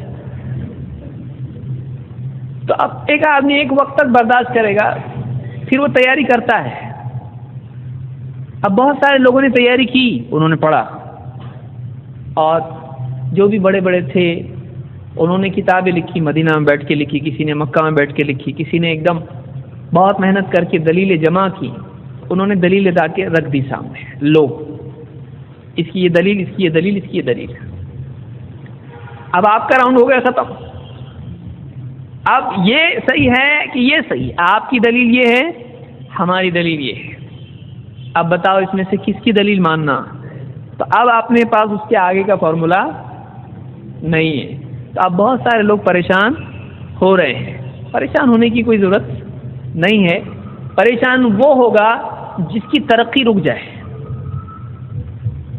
جس کی گاڑی بند پڑ گئی وہ پریشان ہوگا. آپ کی گاڑی آپ چالو رکھیے. آپ اپنے علم کا سفر جاری اگر رکھتے ہیں آپ کبھی پریشان نہیں ہوں گے. جب آپ اپنی تحقیق کا گلا گھونٹ دو گے وہاں سے آپ کی سمجھداری کی موت ہے. سمجھ میں بات کہ جہاں آپ تحقیق کرنا روک دو گے تو آپ بھی پہلے وہ جس صف میں تھے وہاں پہنچ جائیں گے، کیونکہ اب ان کا لیول آپ کے برابر ہو چکا ہے. اب آپ کو اگر واقعی حق کی اشاعت کرنا ہے، حق اور باطل کو الگ کرنا ہے، باطل کے مقابلے میں حق کی مدد کرنا ہے تو آپ کو اس لیول پر کرنا پڑے گا جس لیول پر آج باطل ہے. آپ پرانے زمانے کا فارمولا نئے زمانے میں استعمال نہیں کر سکتے. آپ موٹر سائیکل سے جیتنے کے لیے سائیکل بائیسیکل چلا رہے نہیں چلے گا. آپ کو ریس میں اترنا ہے، دیکھنا پڑے گا باقی حضرات کس بائک پر ہے، کون سی گاڑیوں پر ہے، آپ کو وہ دیکھنا پڑے گا. تو تحقیق کی ترقی ہوتی جاتی ہے، حق کے ساتھ ساتھ باطل بھی تحقیق کے اعتبار سے دلائل لاتا ہے. اس لیے کہ آپ یہ باتیں، بعض اوقات لوگ کنفیوز ہو جاتے ہیں، بولے پہلے آپ لوگ بولتے تھے ان کے پاس دلیل نہیں ہے، دلیل دے رہے ہو. یہ بات یاد رکھیں کہ باطل کبھی بھی بے دلیل نہیں ہوگا، باطل دلیل کے ساتھ ہوگا. آپ جتنے تاریخی فرقے ہیں، خوارج، معتزلہ، جہمیہ، مرجیہ، شیعہ یا جو بھی ہیں، ان میں سے ایک بھی فرقہ آپ بتا دیں جس کے پاس دلیل نہیں ہے. لیکن دلیل ہونے کے بعد پرابلم کیا ہوتا ہے؟ یا تو دلیل معتبر نہیں ہوتی ہے، یا پھر اس سے جو مطلب لیا جاتا ہے وہ کھینچ تان کے زبردستی اس کو مطلب وہ نکالا جاتا ہے جو اس میں نہیں ہے. اس کے علاج کے لیے دو چیزیں ہم کو آنی چاہیے. دیکھیے ابھی سمجھیے درس اس کورس کا مقصد کیا ہے. یہ جو دو پرابلم ہیں اس کے علاج کے لیے ہم کو ایک حدیث جو دین میں، قرآن تو کوئی شک کرتا نہیں قرآن پہ، لیکن حدیث میں ایسا ہے آپ کے پاس صحیح قرآن، ضعیف قرآن نہیں. آپ کے پاس ایک قرآن ہے، سب کے پاس ایک قرآن ہے، لیکن حدیث صحیح بھی ہے، ضعیف بھی ہے، معتبر بھی ہے، معتبر نہیں بھی ہے. تو اب آپ کو غلط دلائل دینے والے، غلط باتیں پھیلانے والے، ان کے مقابلے میں بتانے آنا چاہیے دیکھیے آپ کی دلیل یہ معتبر نہیں ہے، لیکن آپ کو یہ بھی بتانے آنا چاہیے کیوں معتبر نہیں ہے، یہ کیوں زیادہ ڈینجر ہے. کیونکہ اگر آپ کسی کو کہو گے کہ یہ حدیث صحیح نہیں ہے، بتائیں صحیح حدیث معلوم ہے آپ کو کس کو کہتے ہیں؟ وہ نہیں معلوم لیکن صحیح نہیں ہے. ایک آپ کہیں کہ ہم بس صحیح حدیث پہ چلتے ہیں، ہم صحیح حدیث پر اعتماد کرتے ہیں، اور مولوی صاحب آپ بولے بہت اچھی بات ہے، آپ ذرا صحیح حدیث کی ڈیفینیشن تو بتاؤ. وہ نہیں پوچھنے کا، ابھی تک ہم وہ دیکھے نہیں ہے، بس صحیح حدیث دیکھنے کا. تو اب وہ دور آ چکا ہے کہ آپ کو صحیح حدیث کس کو کہتے ہیں، حسن حدیث کس کو کہتے ہیں، ضعیف کس کو کہتے ہیں، متواتر، شاذ، آحاد، معلل، معضل، منقطع، مرسل، یہ سب آپ کو معلوم ہونا چاہیے. راوی کیوں ضعیف ہوتا ہے، حدیث کیوں ضعیف ہوتی ہے. بھائی بہت سارے لوگ کہتے ہیں ہاں ہماری حدیث تو ہمیشہ ضعیف ہی ہونے والی ہے، معلوم ہے ہم، تم سننے سے پہلے بول دو کہ ضعیف ہے. تو بہت سارے لوگ یہ سمجھتے ہیں کہ ہم ان کی ہر دلیل کو اپنی طرف سے ضعیف بول دیتے ہیں. بہت سے لوگ یہ سمجھتے ہیں کہ 1400 سال تک کسی نے بولا نہیں، آپ لوگ کیسا بول رہے آج؟ آپ کو کیسا معلوم حدیث صحیح ہے کہ ضعیف ہے؟ کس بنیاد پر آپ نے اس کو ضعیف کہا؟ ضعیف حدیث کا مطلب کیا ہے؟ اگر آج ہم پوچھیں گے تو بھی کتنے لوگ بتا پائیں گے؟ آپ سوچیں. کئی لوگوں کی مسکراہٹ ختم ہو جائے گی اگر سوال پوچھا جائے. واقعی ہم کو معلوم ہونا چاہیے کہ حدیث ضعیف کیوں ہوتی ہے، ضعیف حدیث کا کیا مسئلہ ہے، صحیح حدیث کس کو کہتے ہیں، اور راوی کون ہوتا ہے، کیسا ہوتا ہے، اس کی کیا صفات اس کی ہونا چاہیے، کس سے روایت لی جائے گی. یہ سارا معاملہ جو ہے یہ پہلا حصہ ہے ہمارے کورس کا، اور اس پہلی غلطی کا تدارک ہے، اس کی اصلاح کی کوشش ہے، اس بیماری کا حل ہے کہ غیر معتبر چیزوں کو دلیل بنا لینا، ضعیف حدیثوں پر بنیاد رکھنا دین کی. یہ غلطی کب ہوگی؟ جب آپ صحیح اور غلط کا فرق نہیں سمجھ پاؤ گے. تو پہلا حصہ ہے حدیث کے صحیح اور ضعیف، معتبر غیر معتبر پہچاننے کے اصول کیا ہیں. دوسرا حصہ قرآن اور سنت، اس سے جب مطلب لیا جاتا ہے تو مطلب کیسے لیا جاتا ہے، کوئی چیز حرام کب ہو جاتی ہے، کوئی چیز فرض کب ہو جاتی ہے، کون سی چیز جائز ہوتی ہے، کوئی چیز کسی حال میں جائز کسی حال میں جائز نہیں، کون سی چیز کریں گے تو نماز ہوتی، کون سی چیز کریں گے تو نماز نہیں ہوتی، کون سی چیز چھوٹ جائے تو نماز ہو جاتی ہے، کون سی چیز نہیں چھوٹے تو نماز نہیں ہوتی ہے. تو اس طرح کے جتنے معاملات ہوتے ہیں یہ سارے دین کے سلسلے میں ہوتے ہیں. اس کے کچھ اصول اور قواعد ہیں. ان اصول کو اصول الفقہ کہتے ہیں.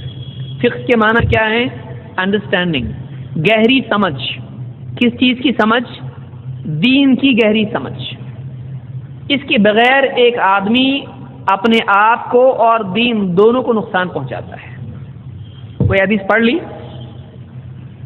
اور اس میں کوئی مطلب اس کی سمجھ میں آ گیا، اب ساری دنیا ایک طرف یہ ایک طرف، ایسا بھی ہوتا ہے. نہیں، حدیث میں ہے، سارے علماء بول رہے ہیں ارے بابا وہ نہیں ہے اس حدیث میں، تو سمجھ رہا ہے اس سے وہ نہیں ہے اس میں. بولے نہیں، حدیث ہے ایسی. تو من حرم الاصول حرم الوصول، یہ آیت نہیں ہے، علماء کے مابین یہ ایک متفق علیہ جملہ ہے. کیا؟ من حرم الاصول حرم الوصول. جو اصول سے، پرنسپلز، بیسکس، قاعدوں سے محروم ہو گیا وہ منزل پر پہنچنے سے محروم ہو گیا. وصول کے معنی ہوتے ہیں پہنچنا. جو آدمی اصول تک نہیں پہنچ پایا وہ آدمی منزل تک نہیں پہنچے گا. وہ آدمی بہت نقصان پہنچائے گا دین کو.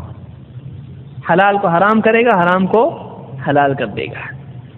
تو اس کے لیے یہ ضروری ہے کہ ہم حدیث اور فقہ کے وہ اصول معلوم کریں جن کی بنیاد پر کوئی مسئلہ اخذ کیا جاتا ہے کیسے میننگ لیتے ہیں. یہ بات یاد رکھیں کہ یہ جو کورس ہے یہ ایلیمنٹری کورس ہے، ایک دم بنیادی کورس ہے. کورس کے ختم ہونے کے بعد، پہلے سے بول رہا ہوں آپ دو بازو بیٹھ کے کورس ختم ہونے بعد ہم لوگ تو محدث بن جائیں گے یا امام بن جائیں گے 5ویں. تو ایسا نہیں ہوگا. آپ اس غلط فہمی میں، اگر آپ اس کورس کے لیے اس لیے آئے ہیں اگر، تو بہت بڑی غلطی کی آپ. کیونکہ اس کورس کے ذریعے سے آپ کو سمجھ میں آئے گا کہ چل رہا کیا ہے، ہوتا کیا ہے. جیسے بچپن میں لوگوں کو، ہم لوگوں کو بھی پکنک میں لے جاتے تھے، دودھ کیسے بنتا ہے، یہ کیسے بنتا ہے، پوری مشینری چلتی کیسی ہے. تو ایک آدمی دیکھ کے آ گیا، بچہ بولے مجھ کو سب بنانا آ گیا، تو آتا ہے اس کو؟ نہیں آتا ہے. وہ سمجھنے کہ ہم مشین میں اب آئے ہیں کہ یہ چلتا کیسا ہے، حدیث صحیح ضعیف ہوتی کیسے ہیں، اور قرآن و سنت سے معنی اخذ کیے کیسے جاتے ہیں. تو کچھ اس کے بارے میں ایک تعارف رہے گا. اس کے لیے بہت اور کتابیں ہیں، بہت زیادہ کتابیں ہیں. یہ کورس آپ کو نہ محدث بنائے گا نہ فقیہ. تو اگر آپ اس کے امیدوار ہیں، اگر آپ اس مقصد سے آئے ہیں تو آپ دھیرج رکھیں. آپ فقیہ بن سکتے ہیں، آپ محدث بن سکتے ہیں، لیکن ٹائم لگے گا اس کے لیے، بہت ٹائم لگے گا اس کے لیے. آپ کو بہت پڑھنا پڑے گا اس کے لیے. لیکن کم سے کم اس کورس کے ذریعے سے آپ کو حدیث کی کتابیں ہیں، مسائل کی کتابیں ہیں، بحثیں ہیں کتابوں کے اندر. یہ راوی ایسا، وہ راوی ایسا، فلاں راوی، اس کی مطابقت وہاں ہے، اس کا شاہد وہاں ہے، یہ آیت منسوخ ہے، یہ حدیث منسوخ ہے، یہ آیت مقید ہے اس سے. یہ ساری جو ٹرمینالوجی ہوتی ہے، یہ جو اصطلاحات ہوتی ہیں، کچھ بڑے بڑے گاڑے الفاظ ہوتے ہیں، وہ آدمی کو سمجھ میں نہیں آتے ہیں، اور آدمی پھر ایسی کتابوں کو نیند آنے کا ذریعہ بنا لیتا ہے. اس کو بھی نیند نہیں آتی تو ایسی کتابیں پڑھنے کا فوراً نیند آ جاتی. تو ایسے کئی لوگ ہیں جو کتابیں پڑھنا ہی چھوڑ دیتے ہیں. کیوں؟ جب بھی پڑھتا ہوں کچھ سمجھ میں نہیں آتا، سارے الفاظ گھومنے لگتے ہیں، ایک دم سمجھ میں نہیں آتا کیا ہے یہ. تو آپ کو یہ کورس کرنے کے بعد ایسی کتابیں سمجھ میں آنے لگیں گی انشاءاللہ، بشرطے کہ آپ جیسے آج ہیں ویسے کورس کی ختم تک رہیں. اس لیے میں نے کہا نا بہت اچھا منظر ہے. یہ منظر بہت کم دیکھنے ملتا ہے، اور یہ منظر کورس کی شروعات میں دیکھنے ملتا ہے. کیونکہ کورس ایک دم پہلا شروع ہوا تھا تبھی بھی 86 لوگوں نے فارم بھرے تھے، مجھ کو یاد ہے، لیکن امتحان دینے والے 36 لوگ تھے. تو 50 گئے کدھر؟ 50 لوگ کہاں گئے؟ تو عام طور سے جو بھی کورسز ہوتے ہیں ان میں پاپولیشن پیرامڈ کی طرح ہوتی ہے. شروع میں بہت ساری بھیڑ جمع ہوتی ہے، پھر جیسے جیسے کورس ترقی کرتا ہے ویسے ویسے عوام کا عدد تنزل کرتا چلا جاتا ہے. یہ گراف ایسا ہوتا ہے کہ جیسے ٹائم بڑھتا جائے گا ویسی پبلک گھٹتی جائے گی. تو یہ نہیں ہونا چاہیے.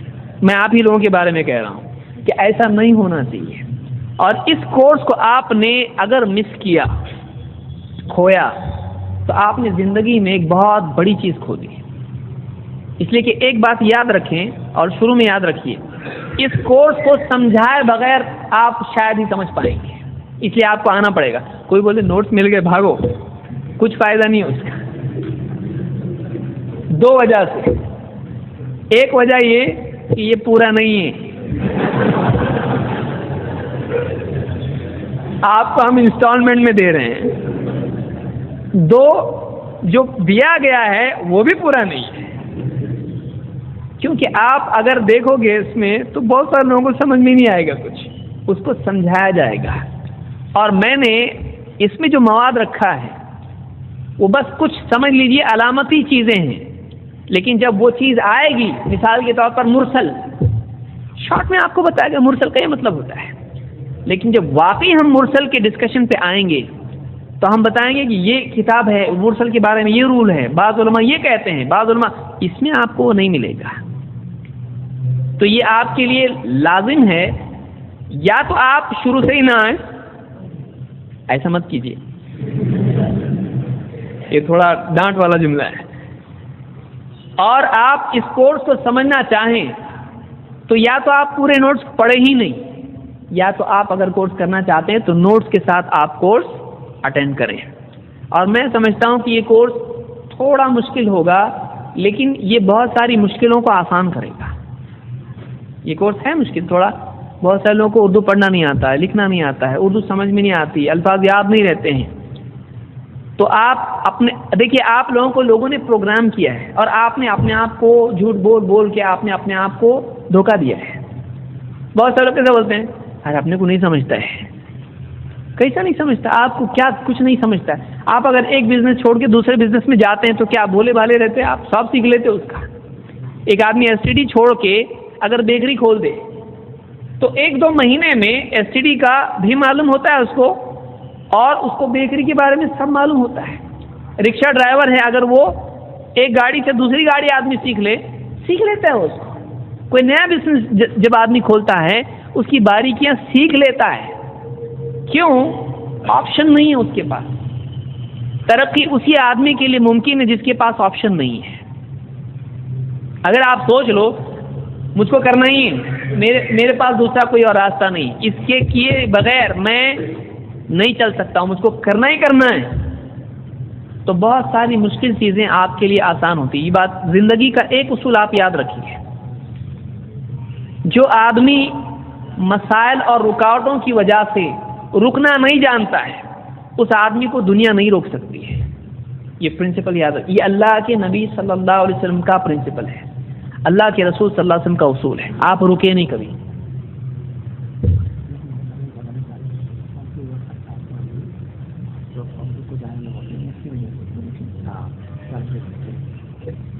تو یہ کچھ بنیادی باتیں تھیں. تو اس پر ہم آج کی اس گفتگو کو روکیں گے اور انشاءاللہ اس کے آگے جو ہمارے دروس ہیں تفصیل سے اس پہ ہم